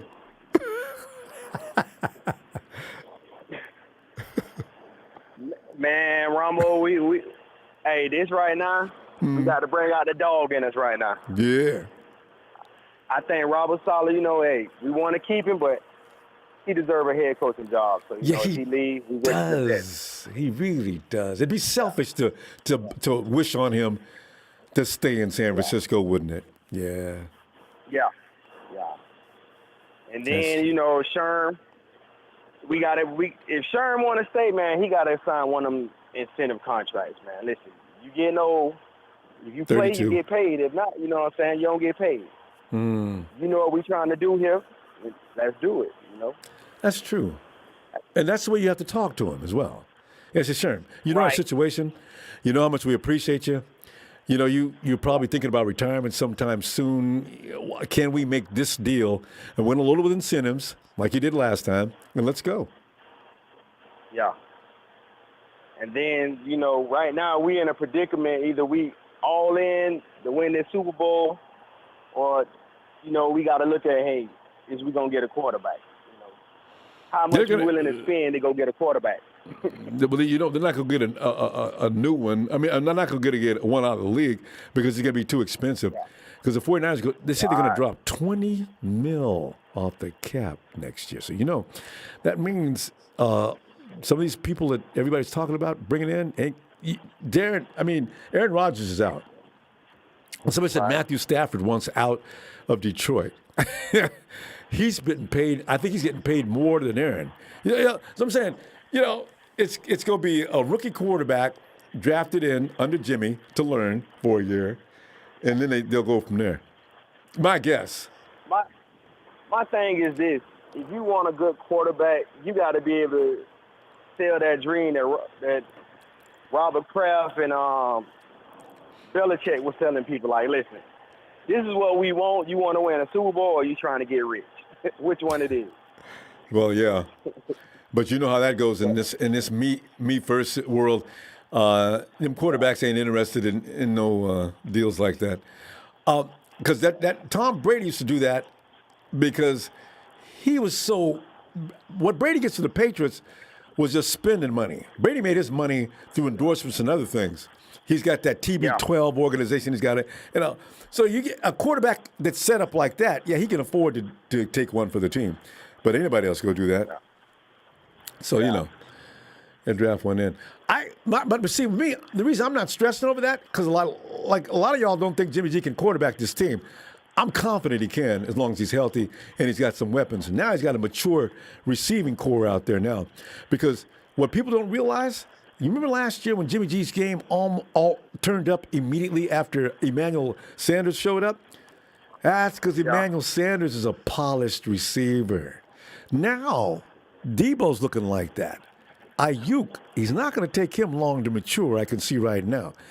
You got George Kittle. Now get Jimmy out there. I guarantee you. I look at it like this, Ronbo. Me as a head coach, Shanahan, I tell Jimmy G, if you throw another 10 to 15-yard pass, I'm going to choke you. Put that ball downfield. That's Shanahan's. That's all I want to do. But Renzo, that's Shanahan's call. He's the one calling them plays. But I feel that. But sometimes as a quarterback, man, you got to show your coach, like, listen, I can do this. I can do it. That means you don't believe in the coach, though. I believe in, but hey, just let me get 3 shots down the field a game. We're going to ask him to begin the game. Oh, you know what's so funny? In practice, they should have that discussion. But he needs a downfield guy that can actually get separation. And I made a mistake saying we need a speed burner. We need a guy that can gain separation. Some guys are just deep threats. Whether they're fast or not is sometimes not relevant. Richie James, I noticed, he can get loose. Right. But he might be a guy. You got a lot of these receivers, man. They not fast, but they know how to high point the ball. They know how to go get the ball. That's what. Yeah. Because like sometimes you're not gonna have that separation. You got to just give you know what I'm saying, trust your receiver. You know what Aiyuk, you know what Deebo. Just like Deebo is a big. He got some size on the Deebo will go take the ball. Like he's a physical person. But you know what? You know who's really got some hops and lick. Aiyuk is made for that kind of play. They actually had plans on Jalen Hurd being that kind of guy as well.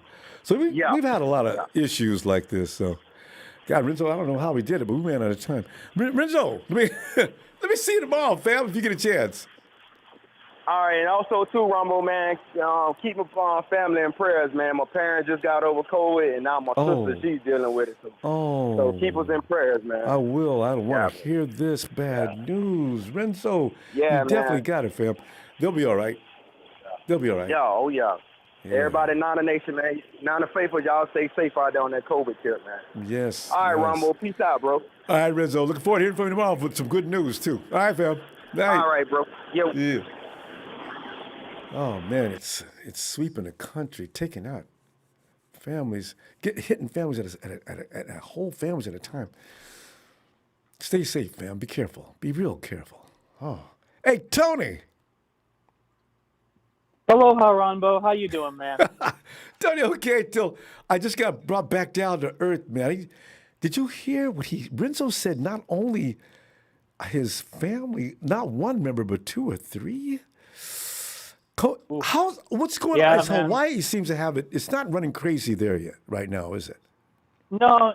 I mean, well, first of all, I just want to say my heart goes out to him too and his whole family. I had COVID in March, so I know, it's so Tony, you've been I had a case of it. I was able to recover. Yeah, but it's if you take care of yourself and have access to health care, I mean, you can beat depending upon, you can, I mean, there's a lot of factors, but anyway, my heart goes out to that entire family, God bless everybody, oh my goodness. But Hawaii, I'll tell you the thing about Hawaii and COVID is it's a controlled entry. The planes come in and they make you pass a COVID test before you leave the airport now. And so if you don't pass it, they force you to actually, if you pass the test late, they force you to quarantine for 14 days now. So it should be. We're lucky here. But I'll tell you, we're still very cautious. Everyone walks around wearing a mask. Gotta be. So far, I'd say we're doing okay here in Hawaii, but to be honest with you, the reason why I moved back here, one of the reasons was because of COVID. So, but really and truly, God bless everybody out there. Stay safe and whew, just this year is terrible, and I just cannot wait for it to turn the page. You know, Ronbo? Yeah. Well, the vaccines, we're going to see what that does. And they say if things go well, we could get back to something normal, what we've been known as normal, as early as next September. You know, so looking forward to that. Hey, 2021 49ers, here we go. But we should talk about 2020 49ers, you know, because we have a shot, Ronbo. We have a legitimate shot at you know, every game going forward is an absolute must-win game if we want the playoffs. But with every game that goes on, I think it's more incentive to win it because it's one more week closer to potentially George Kittle and Jimmy G coming back. And we're getting healthy when the rest of the league is starting to get all beat up. You know, the Steelers are about to come back down to earth because of their injury problems, you know, so that's going to be interesting in the AFC side. Bud Dupree, that's big. Yeah. That's huge.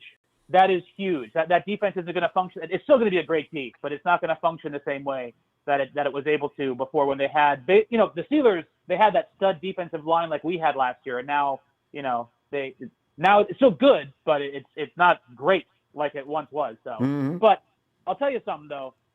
I'm a little concerned about this Bills game, but I think the defense from a coverage standpoint for the 49ers is going to be the real deal.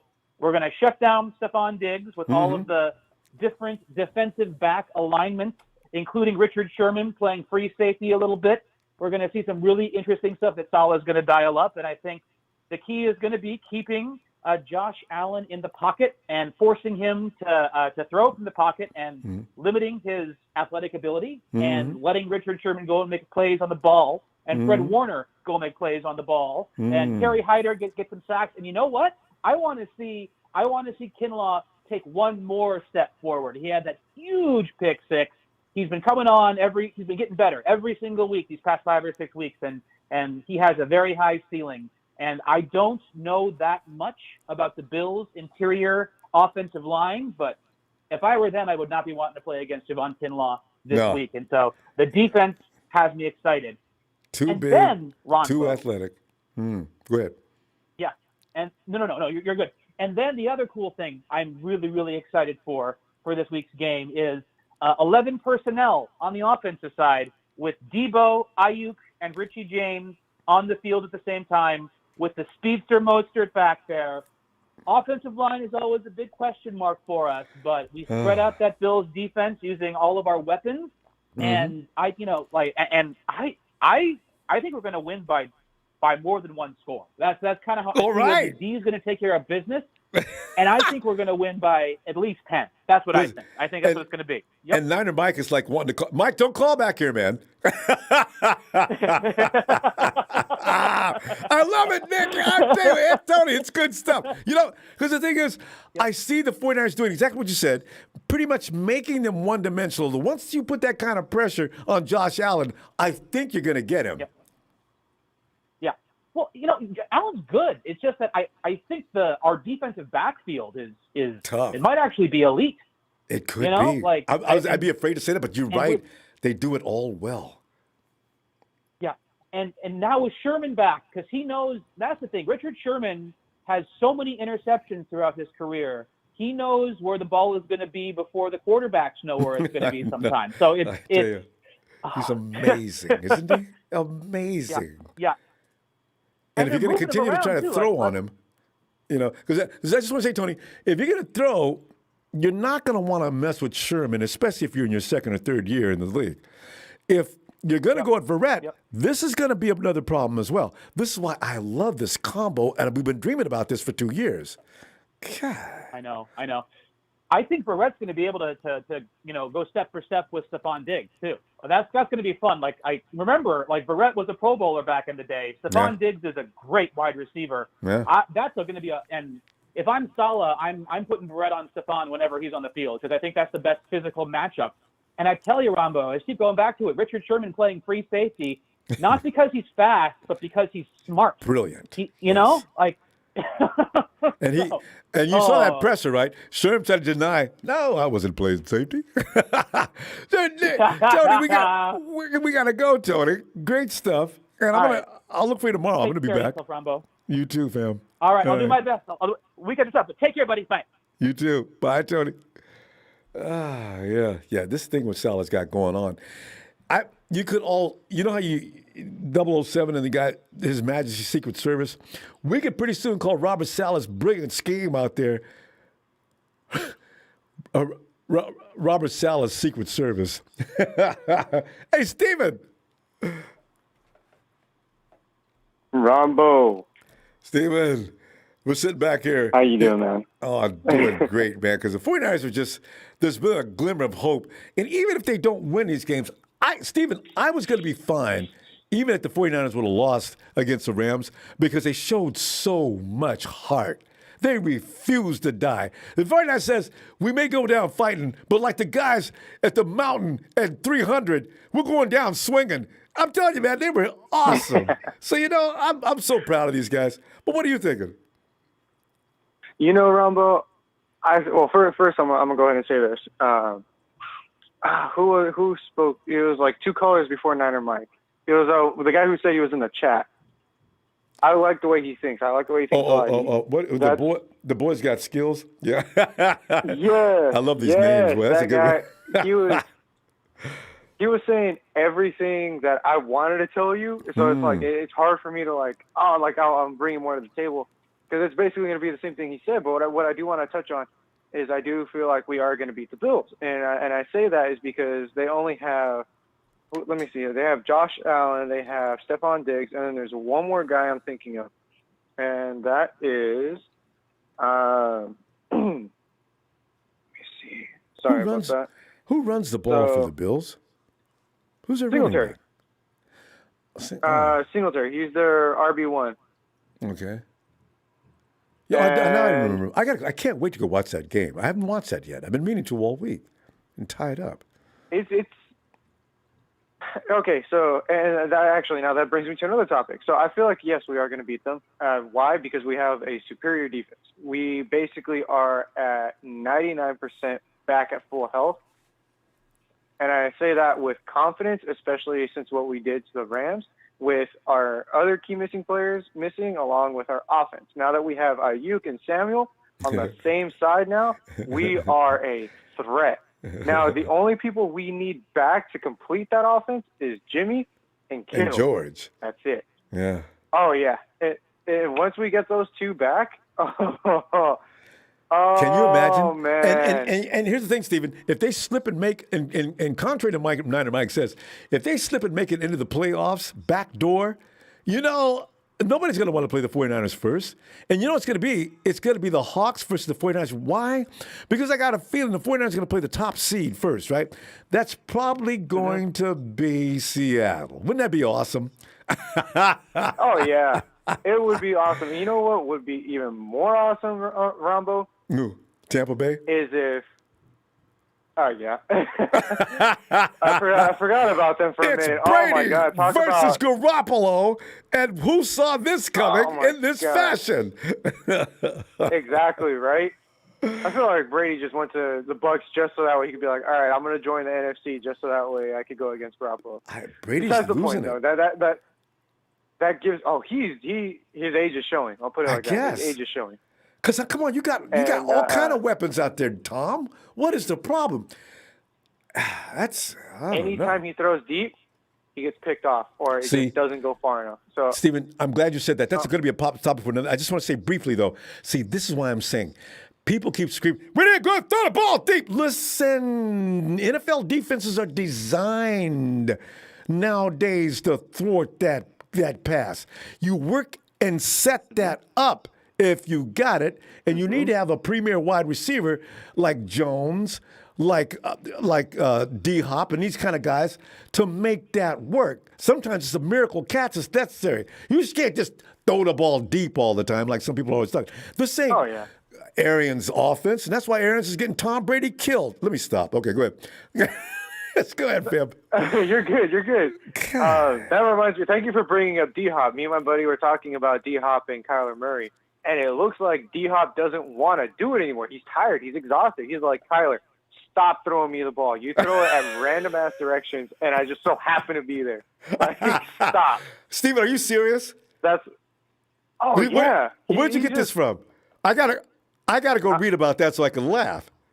Because you're right. Oh, man. Murray trusts Hopkins no matter where he's just throwing the ball, got him wearing him out. Oh, yeah. There's a clear shot video of Kyler Murray looking, and then he sees D-Hop running downfield. I forgot what game it was. Smiles, throws it, and then turns back around. He does the home no-look pass, and D-Hop ends up catching it, and they end up winning the game. And I'm like, D-Hop, that's all he – guy leaves the Texans, goes to the Arizona Cardinals, does great. But right now, that's all they have. It's Kyler. Yeah. Oh, yeah, he wanted more work, and he's getting overworked. He's getting the tired legs McKinnon syndrome. Oh, man. But there is – I was going to say, there is one thing I want to touch up on, and it was with that Chiefs fan that hopped on. I like how, he gave us credit. I mean, it was a little backhanded, but I'm going to go ahead and say this right now. The AFC real quick is the least dominant division right now. The NFC, as we speak, we have more playoff contender teams, more Super Bowl contender teams than the AFC holds in general. The only teams that I could ever see being a true at heart threat from that division, Ronbo, is Buffalo, not Pittsburgh. And I'm going to say that with confidence. It's not Pittsburgh, because every time they play against a team, they squeak by. And it's not going to work in the playoffs. It's going to be Tennessee and Kansas City.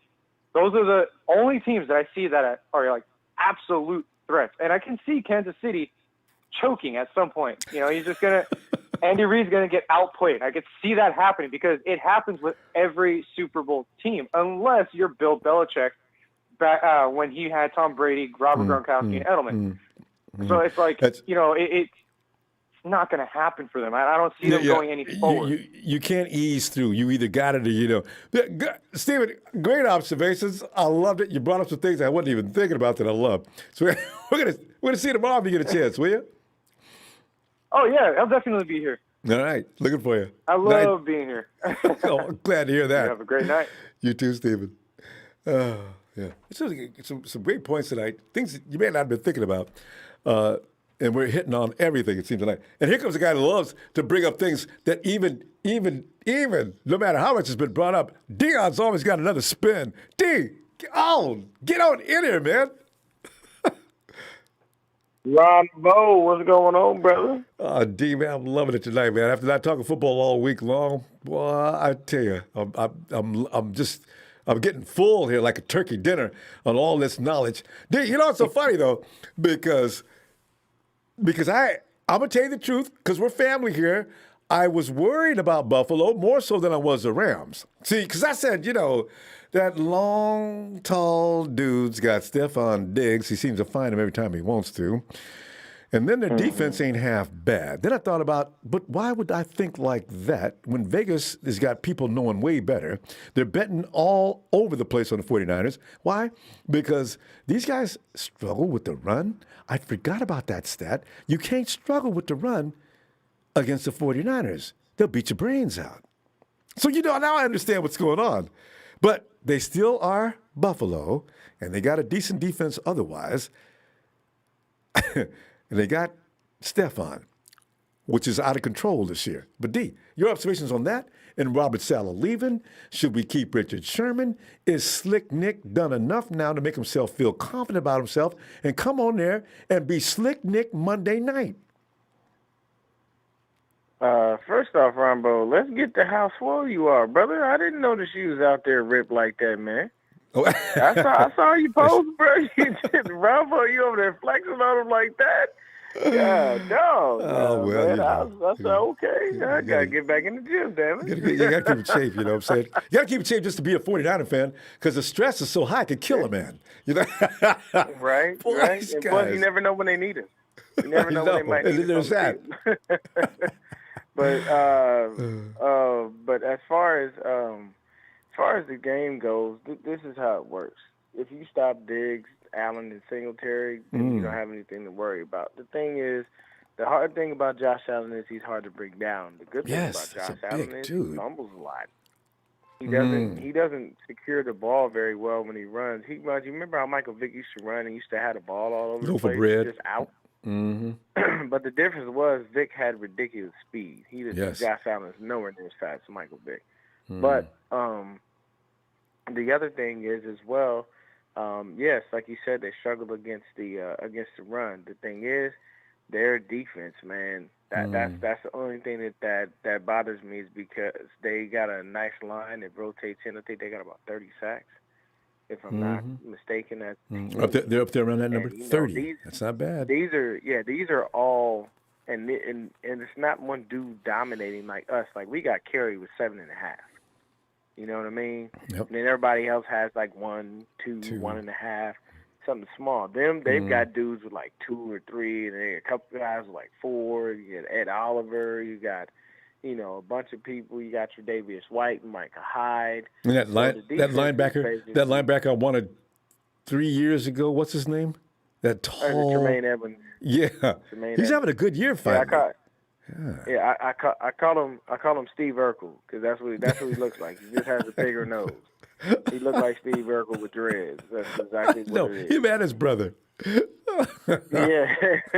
But basically, and then for us on offense, like, you got to think about it. The one thing that I know a lot of people have been saying, tank, but that's not the case. The reason why is because you don't want to have a losing season because, Kyle Shanahan had 2 losing seasons. He's only had 1 winning season since he's been here. Mm-hmm. His record is actually not that great. Mm-hmm. You know what I mean? And as a head coach, if you just got an extension, you want to at least continue to be a perennial playoff team. Even if you don't make it to the Super Bowl, at a bare minimum, you want to make the playoffs to show that you are being competitive.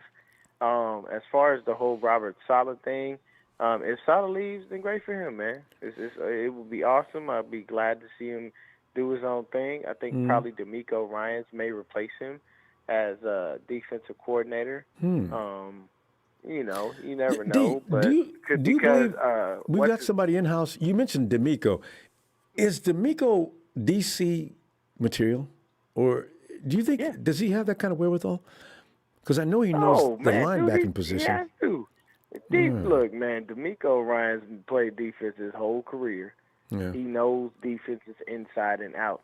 I'm telling you right now, even though Fred said he models his game after that's right. After Bobby Wagner. Right. The whole point. Did he say that? Fred, you got to remember it. He did. Yeah. He said I heard him say another kind of models his game after. But here's the thing. You got to remember that's D'Amico's footprint on what Fred does. Quan may have given Fred like a little bit of game here and there, but the thing is, at the end of the day, man, you have All-Pro Fred because of D'Amico Ryans. He was playing at a very high level before D'Amico got there, and then he just went to another level when he came as well. So, as far as that goes, that's what's up. And Uncle Sherm, I don't know. Unless Uncle Sherman comes back on a real team-friendly deal, then he may be gone, and we may be just dealing with JV and E-Man Mosley. So that's what we may have to work with. But if Sherman can come back on like a team-friendly deal, then they'll probably keep him. I mean, they wouldn't want him to go. The man still the one thing that and Saleh said this is the one thing is that Sherman wins mentally.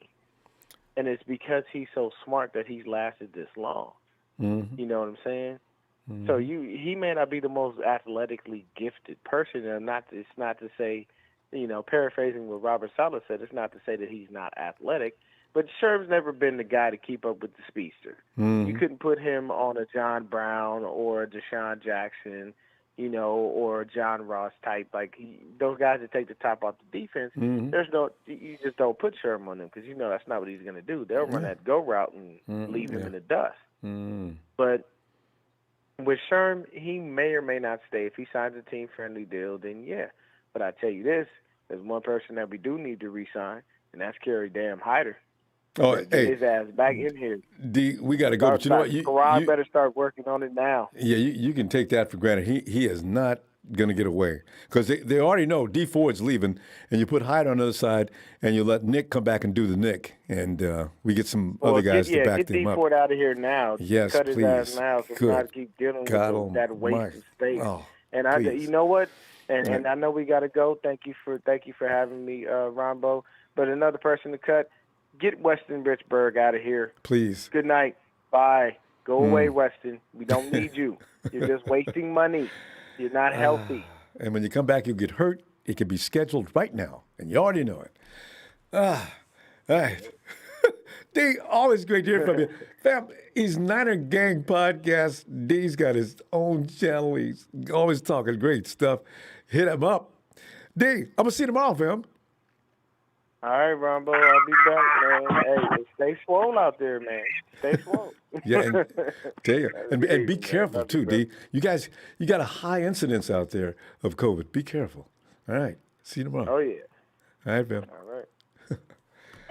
Oh God, what is it? High incidence everywhere. God, it's just hard to hide. Ellis. Ronbo, what's up, fam? Ellis, man, we're just sitting here looking at the facts, and even Niner Mike's facts. But Mike, you know I love you, man, but I like to work you. See, Niner Mike has decided it's unreal for us to believe we can win. But I'm working like Mike because I'm like him. Anyway, also looking at the fact that Robert Saleh may be leaving us, who's going to back? We need a defense to continue to be as intense as it is. Who could actually come and fill that void? Sherm? Are we keeping Sherm? And also, Nick is going to have the Yak brothers, the young Yak brothers. They're going to come in there and run the show Monday night. Your feelings on all of that stuff, Ellis?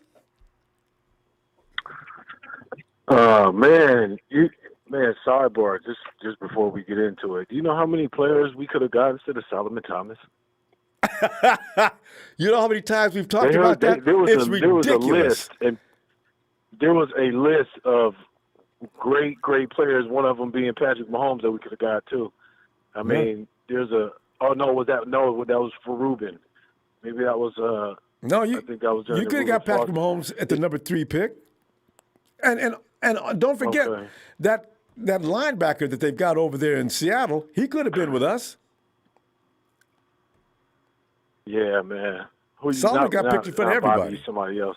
yeah. That was just a sidebar. I heard a list of people earlier. That just made me sick to my stomach. Oh, if you see the whole list, you'll have to go to the hospital. Yeah. Yeah, fam. But I don't know. As far as Sherman, first off, I think it's worthy to kind of keep him if he's talking the right ticket, because I mean Jaworski, in my eyes, I think Jaworski probably needs to go. I think we could save a lot of money without him, and we could save a lot of money with a couple of other people. I'd rather keep Jimmy, and I damn near would rather keep Kwan than Jaworski, and we can have what Saleh's doing right now, with you got Timor, with T Weezy, whatever his name was, whatever Jimmy called him the other day. You keep Timor in there for Kwasi. Tavares Morris, he's really raw. And, what Saleh's doing and mixing things up right now looks really good. So I'm hoping if we do lose Coach Saleh, that if it is somebody that moves up in-house, that they're really taking notes right now and, picking, Saleh's brain. Hopefully they've already been doing that. You would think so, being around him, that they're trying to soak that game up because an opportunity may present itself like what could potentially be coming up. But we need to either keep it in-house or maybe get Quinn in there. I know that's where we've all pretty much been talking about, but I don't know who's really going to be even available. So it got to be somebody worthy, because the defense cannot, be on a decline. We're going to be getting Nick Bosa back. We'll be having, Ronald Blair back. We need to be not lacking in the coaching area, since we will then have the players. This is why I don't worry about Nick Bosa. That edge, you got Kerry Hyder, and he's already going to be. It's going to be who's going to start between him and Blair. I don't know what Blair's going to look like next year, but we got that other side covered. There's plenty of guys. We got 3 guys that are solid. Yeah. Between Willis, Blair, and Hyder. That's 3 guys. They can platoon all day. Yeah, and Kevin Givens is playing really great. I don't know what the situation is with DJ Reed and Yes, on the inside. Yeah, him and Kentavious are coming up and playing. So I'm just thinking of ways that we can be able to save money. I really like DJ Reed. If we can keep him on a low, kind of a friendly contract, DJ, he may Jones. be worthy. You mean Reed's already gone? Oh, I keep saying Reed. I get them DJs mixed up too. He's on Seattle. That's what you know what I mean, though. DJ Jones. He's probably not going to be real expensive. DJ Jones. Yeah, they can renew him. He might be able to be retained easily. Yeah. Because I like him. I want to keep our depth at that D line. We got to be strong, and we got to figure out a way to get Eric Armstead back into the inside, where he's more useful. You know what I mean? We got to get that going for him, so we can get some more production out of him before, we start talking about putting him on a trade block. Because he's been really underwhelming this year. A sack and a half. Yeah, that's just unacceptable for somebody that big, and he's got to be in the middle. That kind of potential. Yeah. And more batted passes. Definitely batted passes. That was a good point that I had heard earlier today. But I'm excited though, Ronbo. The offense. I mean, I think this is going to be a pretty high scoring game. I don't see us getting any less than, in the 30s. Just based on the fact that our running is going to have a lot of. I mean, if they're gonna load the box, then we can just go to the outside and kind of mix around with some of the plays and stuff like that. Hopefully, some pass plays will be be extended really handoffs, right? Swing passes behind the line of scrimmage. Yeah, I can see that happening because you got playmakers that can do things with it after they get the ball. So if they stack the box, we need to run screens, though. I wish Kyle, he's got a thing about, I don't run no screens, y'all. Stop asking me. Kyle, you could get out of them blitz situations because you see the formation when they're stacking the box with 9 guys. Why not? Yeah.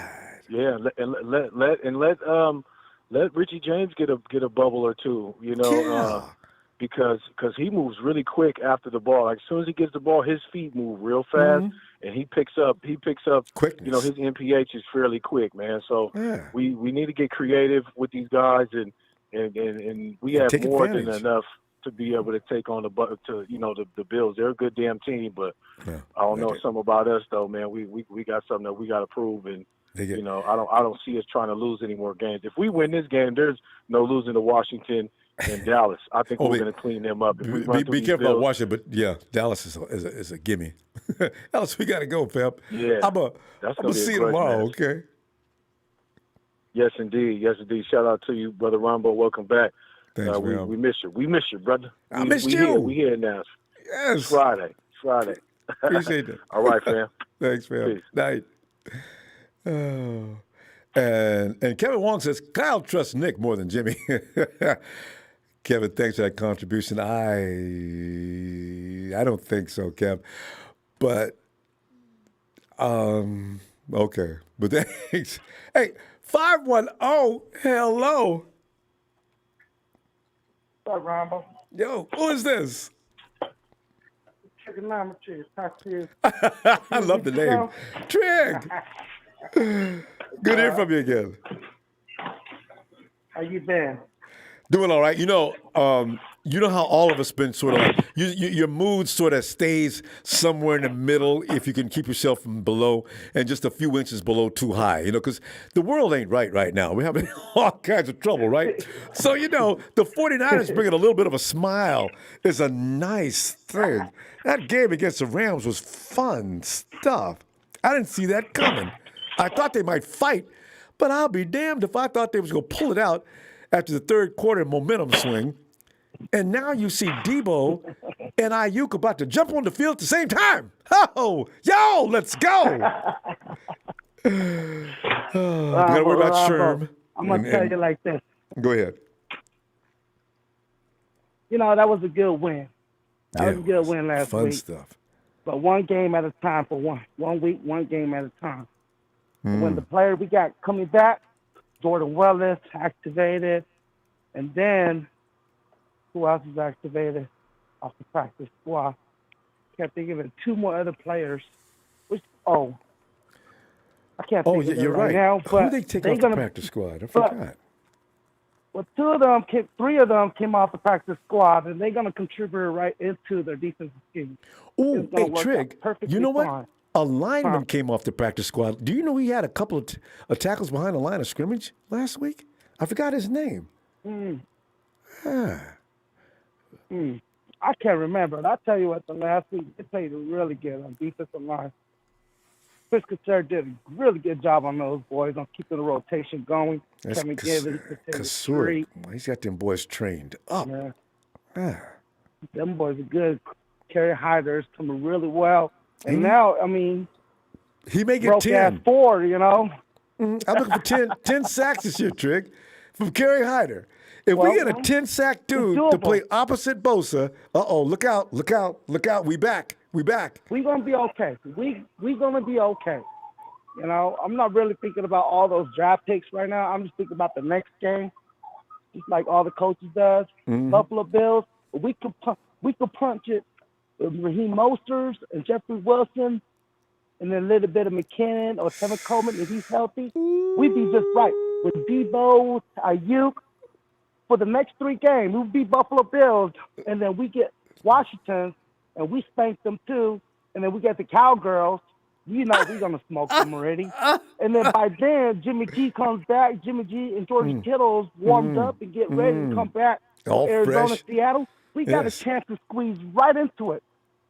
Wouldn't that be awesome? And it's going to work out perfectly fine. And finish the season 10-6. This is exact. Hey, Trig, they are so motivated. That whole team is motivated now, right now, because they don't feel like losing. And they're going to go out there and work hard. Oh, they're going to be working hard Monday night. I could see that. I mean, like Patrick Willis said on Instagram, they play fast. I see them play fast, you know, and they play pretty fast because if those secondaries shuts all those wide receivers off, it doesn't take a couple more seconds. Them defensive linemen's going to smack on that QB. And that's the secret right there, because the secondary is not allowing you to. You got no place to throw the ball, QB. No. Throw it then. Sherman says, "I'll take that." Yes. I mean, if you look at it, because Jimmy Ward, and then you got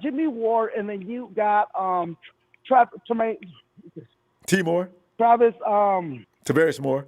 Jimmy Moore, and what's the other guy? Yeah, T-Moore. Yeah, T-Moore, right? And they're mobile, too. And they're mobile on the nickel package. Especially Moore. Quick, too. And you got Sherman. And K1's coming back. Sherman's going to lock down one side. Jason Verret locks down the other side. It's over. God, yes. Bring it. So what you going to do as a quarterback? You going to throw in Sherm? That's risky. He's got a history. You going to throw in Verret? Go ahead. I like this. Yes. Hey, I guarantee you Verret's going to have one pick this week. I want him to have one pick this week. I would bet on that, too. He deserves it. Yes. Allen likes to throw them picks. I mean, yeah. This could be a fun game. It's going to be a nightmare. It's going to be a fun game, but as soon as the secondary shut them down, our D-line can get to them easily. That's why I like what we're working with now. And I want to see him put Armstead in a position where he can win. Stop. You know what? Allow Street, move him out, and let the big man, let our hero have more space to work with. Saleh does not want Javon Kinlaw to be using his instincts because he thinks he's too young. But Javon Kinlaw's done this more than one time this year. Let him alone, Robert Saleh. Keep him within a fence. Keep the fence around him. But let him do his thing. Don't discourage him. That's right. But don't suppress. I want to see what else he can come up with. Yeah. And one other thing, Ronbo, I want to see them.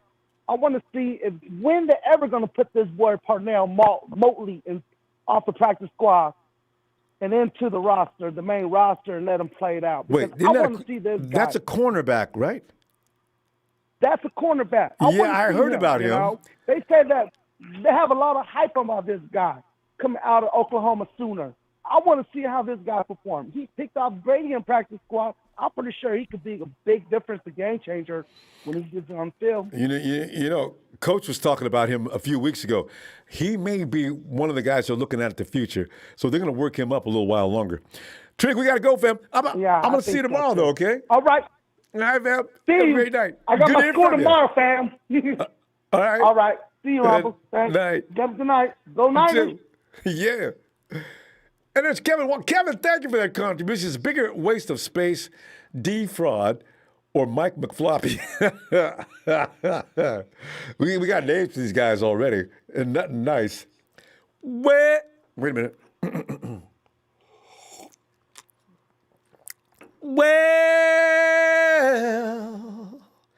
it's a big show.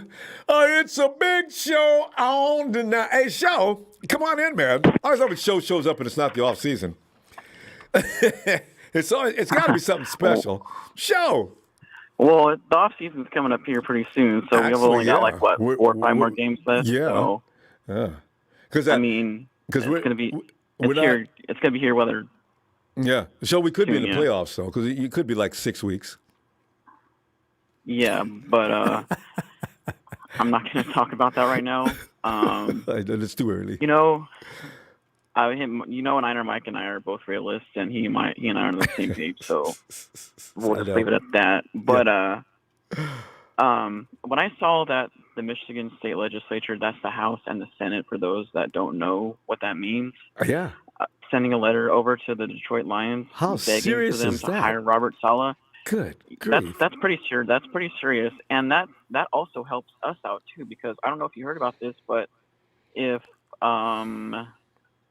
clubs hire minority coaches, teams get compensation, draft picks from compensation picks. Yeah. So we'll be getting a 3rd round pick back this year if Robert Saleh does get hired with the Lions, which I hope they do hire him, because he's a great coach, and I personally thought he was going to leave after last year. Last year, he would have, but the Browns picked the other guy. You know what I mean? Because he was a hot commodity last year, the way our defense was, and where it was and where it came to. You know what I mean? Mm-hmm. So I'm fairly confident that Robert Saleh is gone after this year, because that's a 1 in 32 chance you don't pass up. And that's more money to feed your family and stuff like that. You know what I mean? That's a 1 in 32 chance of becoming a head coach of the NFL, the most prestigious football league in the world. You know what I mean? That's something you do not turn down. You know? Yeah, because you're not going to get head coaching jobs. There's only 32 teams in the NFL. You got to take it. Yeah. You have to take it. Yeah, exactly. No matter what team it is. I don't care what team it is. If it's the Browns, I don't care. You take it. You know what I mean? And you do the best that you can do to get your team into the playoffs and hopefully a Super Bowl championship. And I think Robert Saleh is going to take that opportunity after this season. And Richard Sherman. I'm a little torn between Richard Sherman right now because of his age and his injury history. Yeah, those injuries are lasting longer and longer, too. Yeah, longer and longer. And we're paying him a lot of money.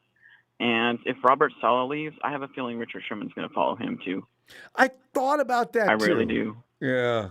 Because he wouldn't mind. Richard Sherman would not mind playing alongside Jeffrey Okudah, that corner they drafted last year. And also, in the first round, so he fits what Sherman likes to do, and he's got a lot of respect for him. They're both intellects, and they both ride the same wave together. You know what I mean?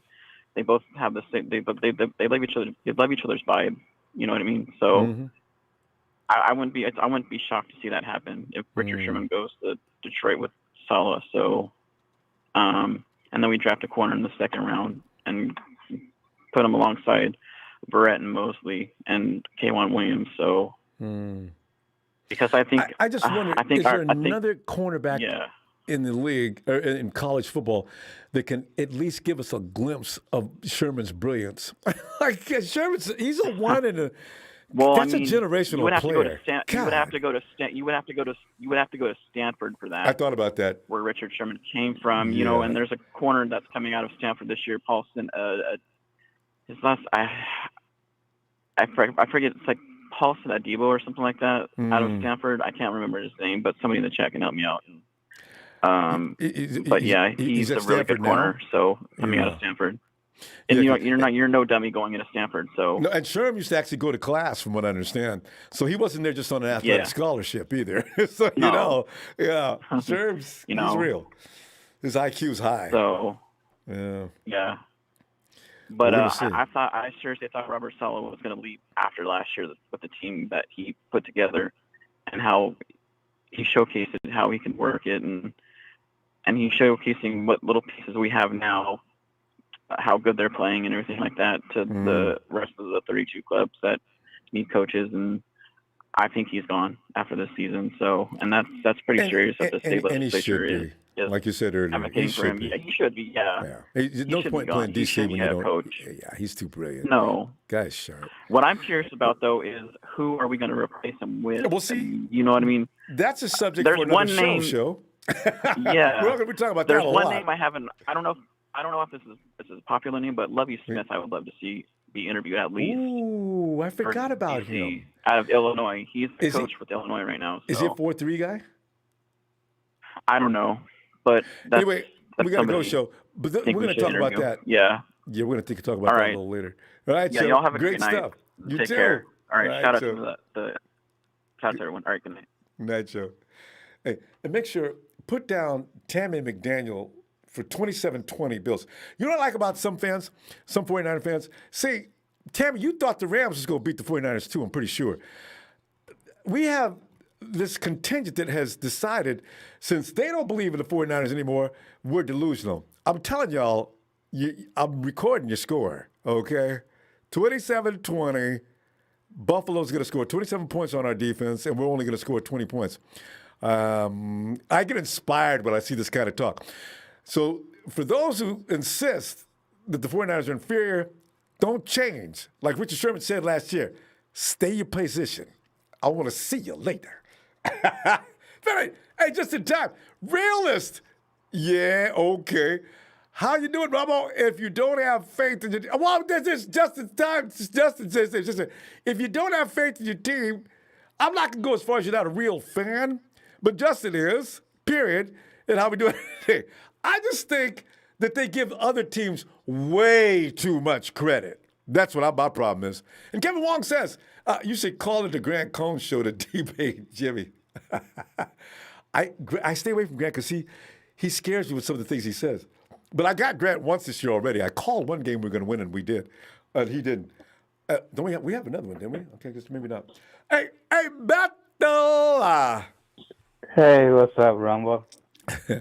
Bethel, man, I'm sitting here looking at the return. We got Deebo and Aiyuk on the same time. I think we had once this year, but Aiyuk didn't play much. Deebo played most of the time. But we got them both for this game. And they're both kind of polished. Deebo's a wrecking machine for any team. So I got a feeling if these guys don't like the run, they don't like Deebo, and they sure as hell ain't going to like Mostert. And Aiyuk, he likes to hurt you after his catch, too. I got a feeling Shanahan's going to put the Yak brothers in play. So I'm looking forward to that. And Nick Mullins may have developed enough confidence from his last fourth-quarter drives last week. He may be really good this week.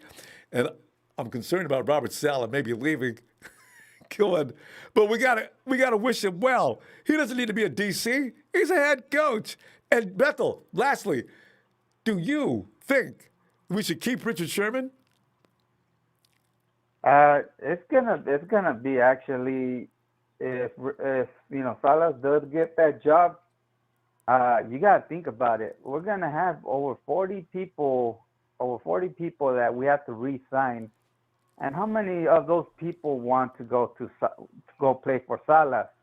So if he goes, how many people is he gonna take?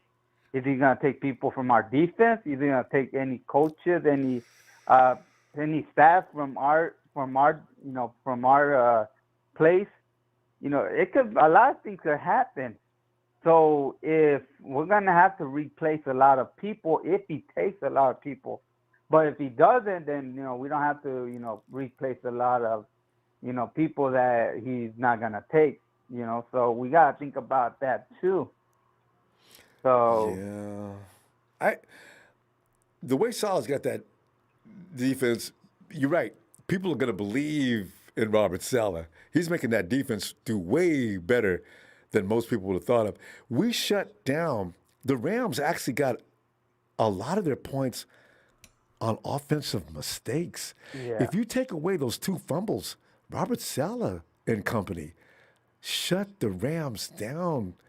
Actually, they shouldn't have had any more than 7 points. They got 20. Yeah. No, and I was watching a film, and somebody actually made a point about it that I actually seen. And one thing I didn't like about Mike McGlinchey, and it's something that actually worried me about, that Mike McGlinchey, instead of looking for the football and try to go get the football, he stands up and he points at his own player and says that, hey, what are you doing? Why are you, start saying that it's his fault? If you're a team captain, you should not be doing that. You don't never do that if you're a team captain. And that's the thing that that's the thing that kind of worried me about Mike McGlinchey. I'm more like, instead of, thinking about, oh, where's the football at, and trying to do something to keep them out of the, them scoring a touchdown, he's over here trying to blame somebody, even though it wasn't his fault, it was the other guy's fault. But you should not ever do that. If you're a team captain, you have to do it in the sideline. Say, hey, you know what? Hey, this was you your fault. You don't need to be blaming nobody. That's not what a captain does. You encourage your guys. You tell them, you know what? It's okay. It's a mistake you can make up before this game is over. You're going to make the next big play. Let's go get them. You don't sit there and do an RG3, throwing your guys under the bus whenever somebody makes a mistake. Especially Mike McGlinchey makes too many mistakes to be calling anybody out on anything. So, and that's one thing that kind of disappointed me about him, and and hopefully he makes up with it in this game. And one thing that one of the callers that didn't specify something was that, remember, if the Rams win this game, everybody in our division has 2 wins and 2 losses, and if we win, if we could beat the Cardinals and we could beat Seattle, and say, the Rams beat, go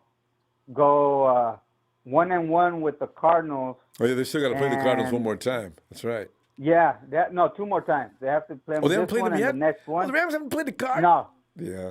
No, they're gonna play them twice. And if that could happen, where they split, and the Rams could beat Seattle and we beat Seattle, we're gonna be on our division 4 wins and 2 losses, and I think the Rams are gonna be maybe 4 wins and with 2 losses. Also, I think, I'm not sure. Yeah, well, you talk about this week because the Rams. I think we just give the Rams their 4th loss. I think so. Yes, and if they win this one, we'll be all tied in our division. So remember, the division wins actually matter too. That's why we're not. That's why the Vikings are up on us, because they have 3 division wins and 1 loss. If the Vikings get a division loss, then we could go up there, or they get more losses than us. We'll go up there and we'll get that place on the top. The nice thing about playing the Hawks, actually, I think that game, George and Jimmy would probably be back, especially if we're winning all the way to that point. If you know what that means, Bethel? If we could just avoid injury, that means now that magic offense that I've been wanting since the beginning of the year, Kittle, Reed, Deebo,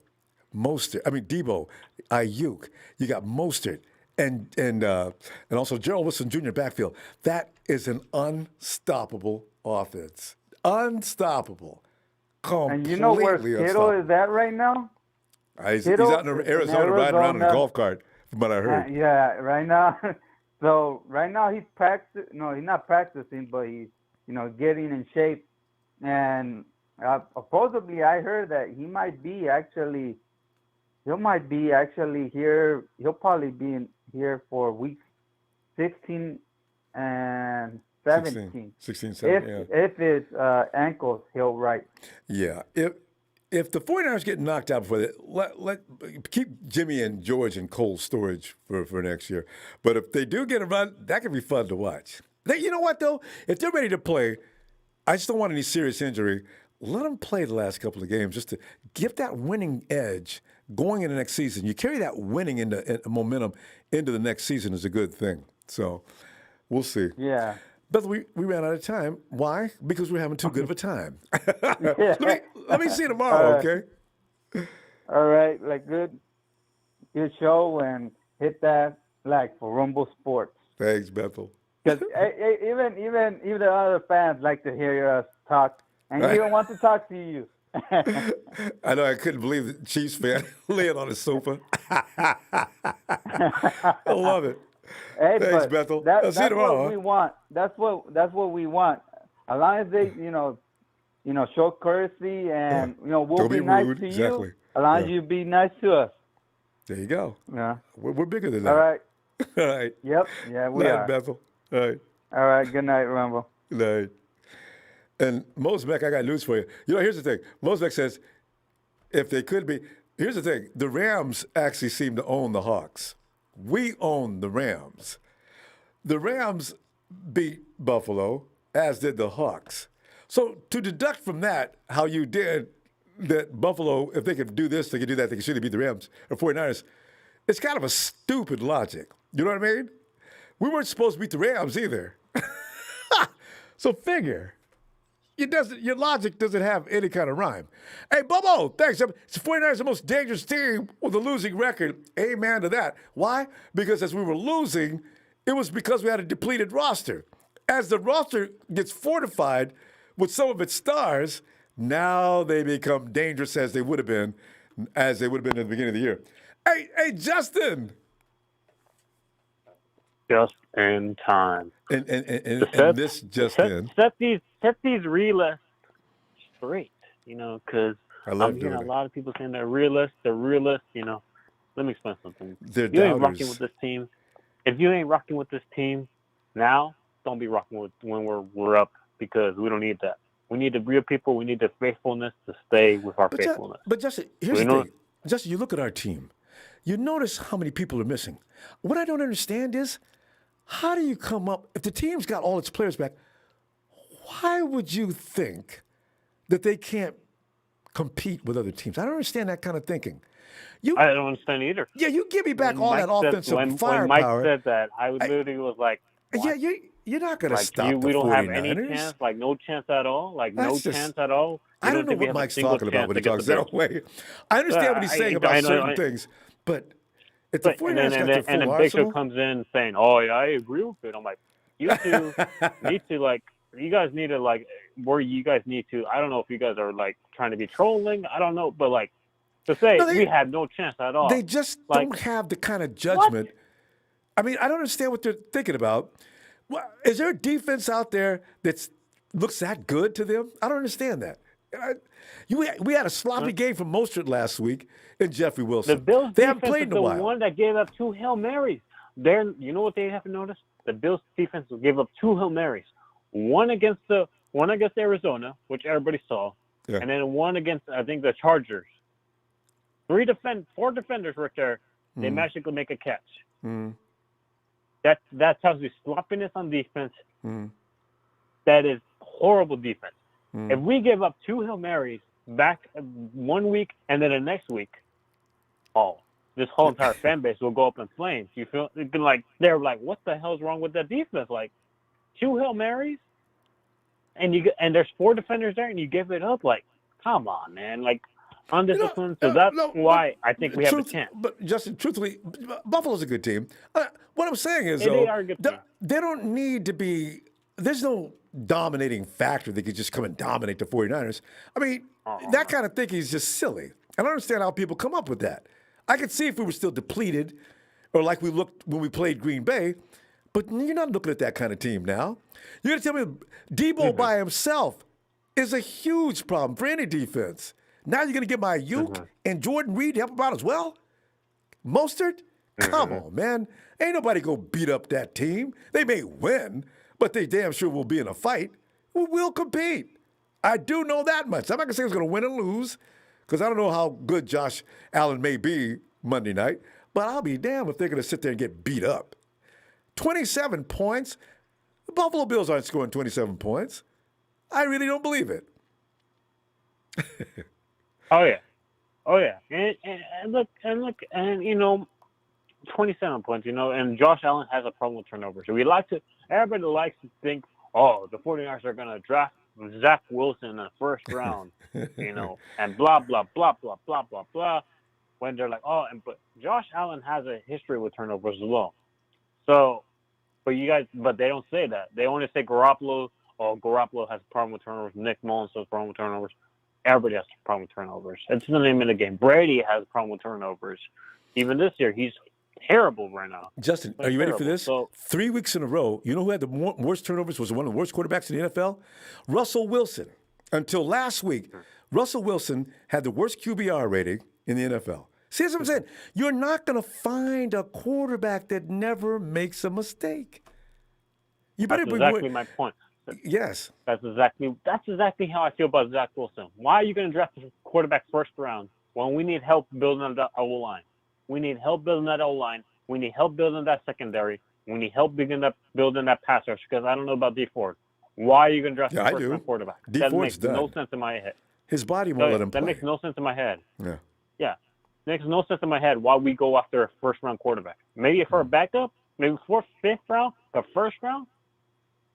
Why? Well, for what reason? For what reason do we know this kid? And just because he went to BYU does not mean he's the next Steve Young. Let's get through our heads right now. Just because he went to BYU does not mean he's the next Steve Listen, Young. You know what? The only way the 49ers are going to get him is that they have to trade up. We heard Lynch said last year, our draft picks are very important to us now. If anybody thinks the 49ers are going to give up a lot of assets for a quarterback in the first round, which is one of the most risky deals you can make, because the biggest percentage of the time, first-round quarterbacks are usually fails. Okay, so you go ahead and you trade up. You lost assets. You need players. We have other positions that really need to be attended to, and you went after a quarterback when you already have one. So, this is not going to happen. 49ers are going to trade up for they'll get a quarterback, maybe in the third round, second or third, maybe. I'm keeping those receipts. I'm like you. I'm keeping those receipts. And when draft night happens and we pass on him, I'm going to be tagging every single person who has ever said, we should be drafting Zach Wilson. I'm like, hey, how you feeling now? Like, I'm going to laugh so hard. But Justin, I told you guys don't listen. But you know what? Zach Wilson might be good, but it's a risk. It's too big of a risk. If we didn't have a quarterback, okay, you try to get this guy in the first round. But we do. So now if you go get him, you could have got an offensive lineman that we need dreadfully bad, or only Zach's going to come in and get beat up like every other quarterback we got. It's not going to help. We need an O-line. We need an O-line. A lot of people, we need O-line. We need O-line. We need an O-line. I'm telling you guys, we need O-line. But I'm going to get out here. I don't want to take up too much time. Yeah. And we probably need a guard. We need a lot. We need a lot of help. We need a lot of help. Cornerback. We don't have any cornerbacks that signed yet for next year, and we're in real trouble there. Kowalski's probably not going to stay. K1 is crippled, and Jamar's going to be coming off an ACL. So we got a lot of issues, and quarterback is not priority one. This is why it's hilarious to see this being done. Anyway, we're going to go. And I'm going to see you tomorrow if you get time. Yes. Yeah, I get up work at 9. I'll see. All right, y'all. Y'all take care of yourself. Y'all stay safe. Wear your mask. Please do. We had another shutdown. We have another shutdown in my area again. Oh. Yeah. So, y'all be safe. Y'all be careful, and y'all just try to stay faithful, y'all. Y'all just stay faithful. Okay. We've been through worse. Okay. Ooh. Y'all take care of yourself. That's so true. All right, Justin, have a good night, fam. I look forward to hearing from you tomorrow. Good night, y'all. Good night, y'all. God. Anyway, we're going to, Extreme Chapter, thank you, fam. Any news on Jimmy G possibly playing Monday? No, Jimmy's not playing Monday. Yeah.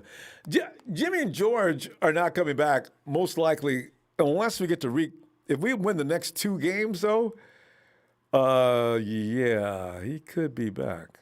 And George might too. B-Ham. B-Ham, another one on target. Thanks for that contribution too. We need a speed merchant wideout. See? Because everybody, those who keep crying about, Jimmy can't throw the ball downfield. Hell, Jimmy needs a guy that can stretch the field and then he can just let that thing fly. That's why I said, you watch Super Bowl and Jimmy was under complete stress because Mike Person could not deal with that. What's his name? anyway, he was breaching on every snap. So he said, Jimmy can't go through his reads. He didn't have time. How many seconds do you think you have to go through reads with the crashing line? You don't have. Jimmy was making up his mind before the ball was snapped. Why? Because that's an intelligent thing to do. You stand there and look around if you want to, but you're going down fast. So Jimmy let that thing fly. If Marquise Goodwin was playing with the 49ers, if he could catch the ball, we win. Emmanuel Sanders is good, but he doesn't have that kind of foot speed. I do wonder, though, if Richie James could actually be a deep threat. Something I saw from him that week that Nick overthrew him, I'm thinking he was free, though, by a long margin. So, you have to have a downfield threat before you can just start throwing the ball downfield. I know, I agree. Aiyuk could be that guy, but Kyle's not working him in that fashion. And I don't think Kyle's working any of his work because he's just now got a wide receiver room that's starting after 2017, after 3 years, it's starting to look like what Kyle can work with. That's why Sanders made Jimmy G look so good last year. He is a premier wide receiver. The youngsters could be premier wide receivers too. I know Deebo is, and it looks like Aiyuk is too. So, things are going to change. We still need a speed guy, though. John Ross is always hurt, so he probably couldn't be a speed guy either. So, I don't know. We'll see. Because Shannon's been trying to get a speed guy for a couple of years. We'll see what happens.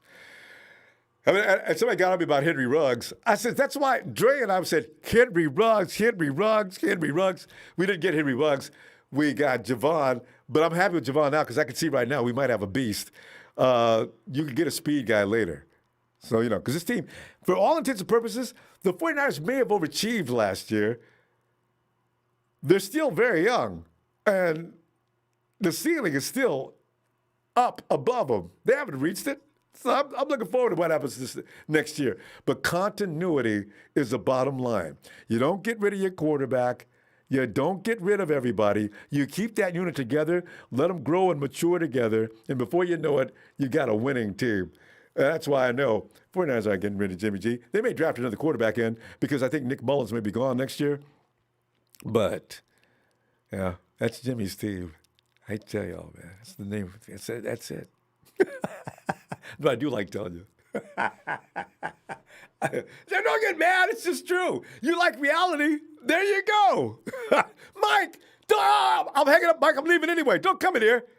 Fam, like I love you, even though you're confused. I'll be back tomorrow so we can argue some more. I know.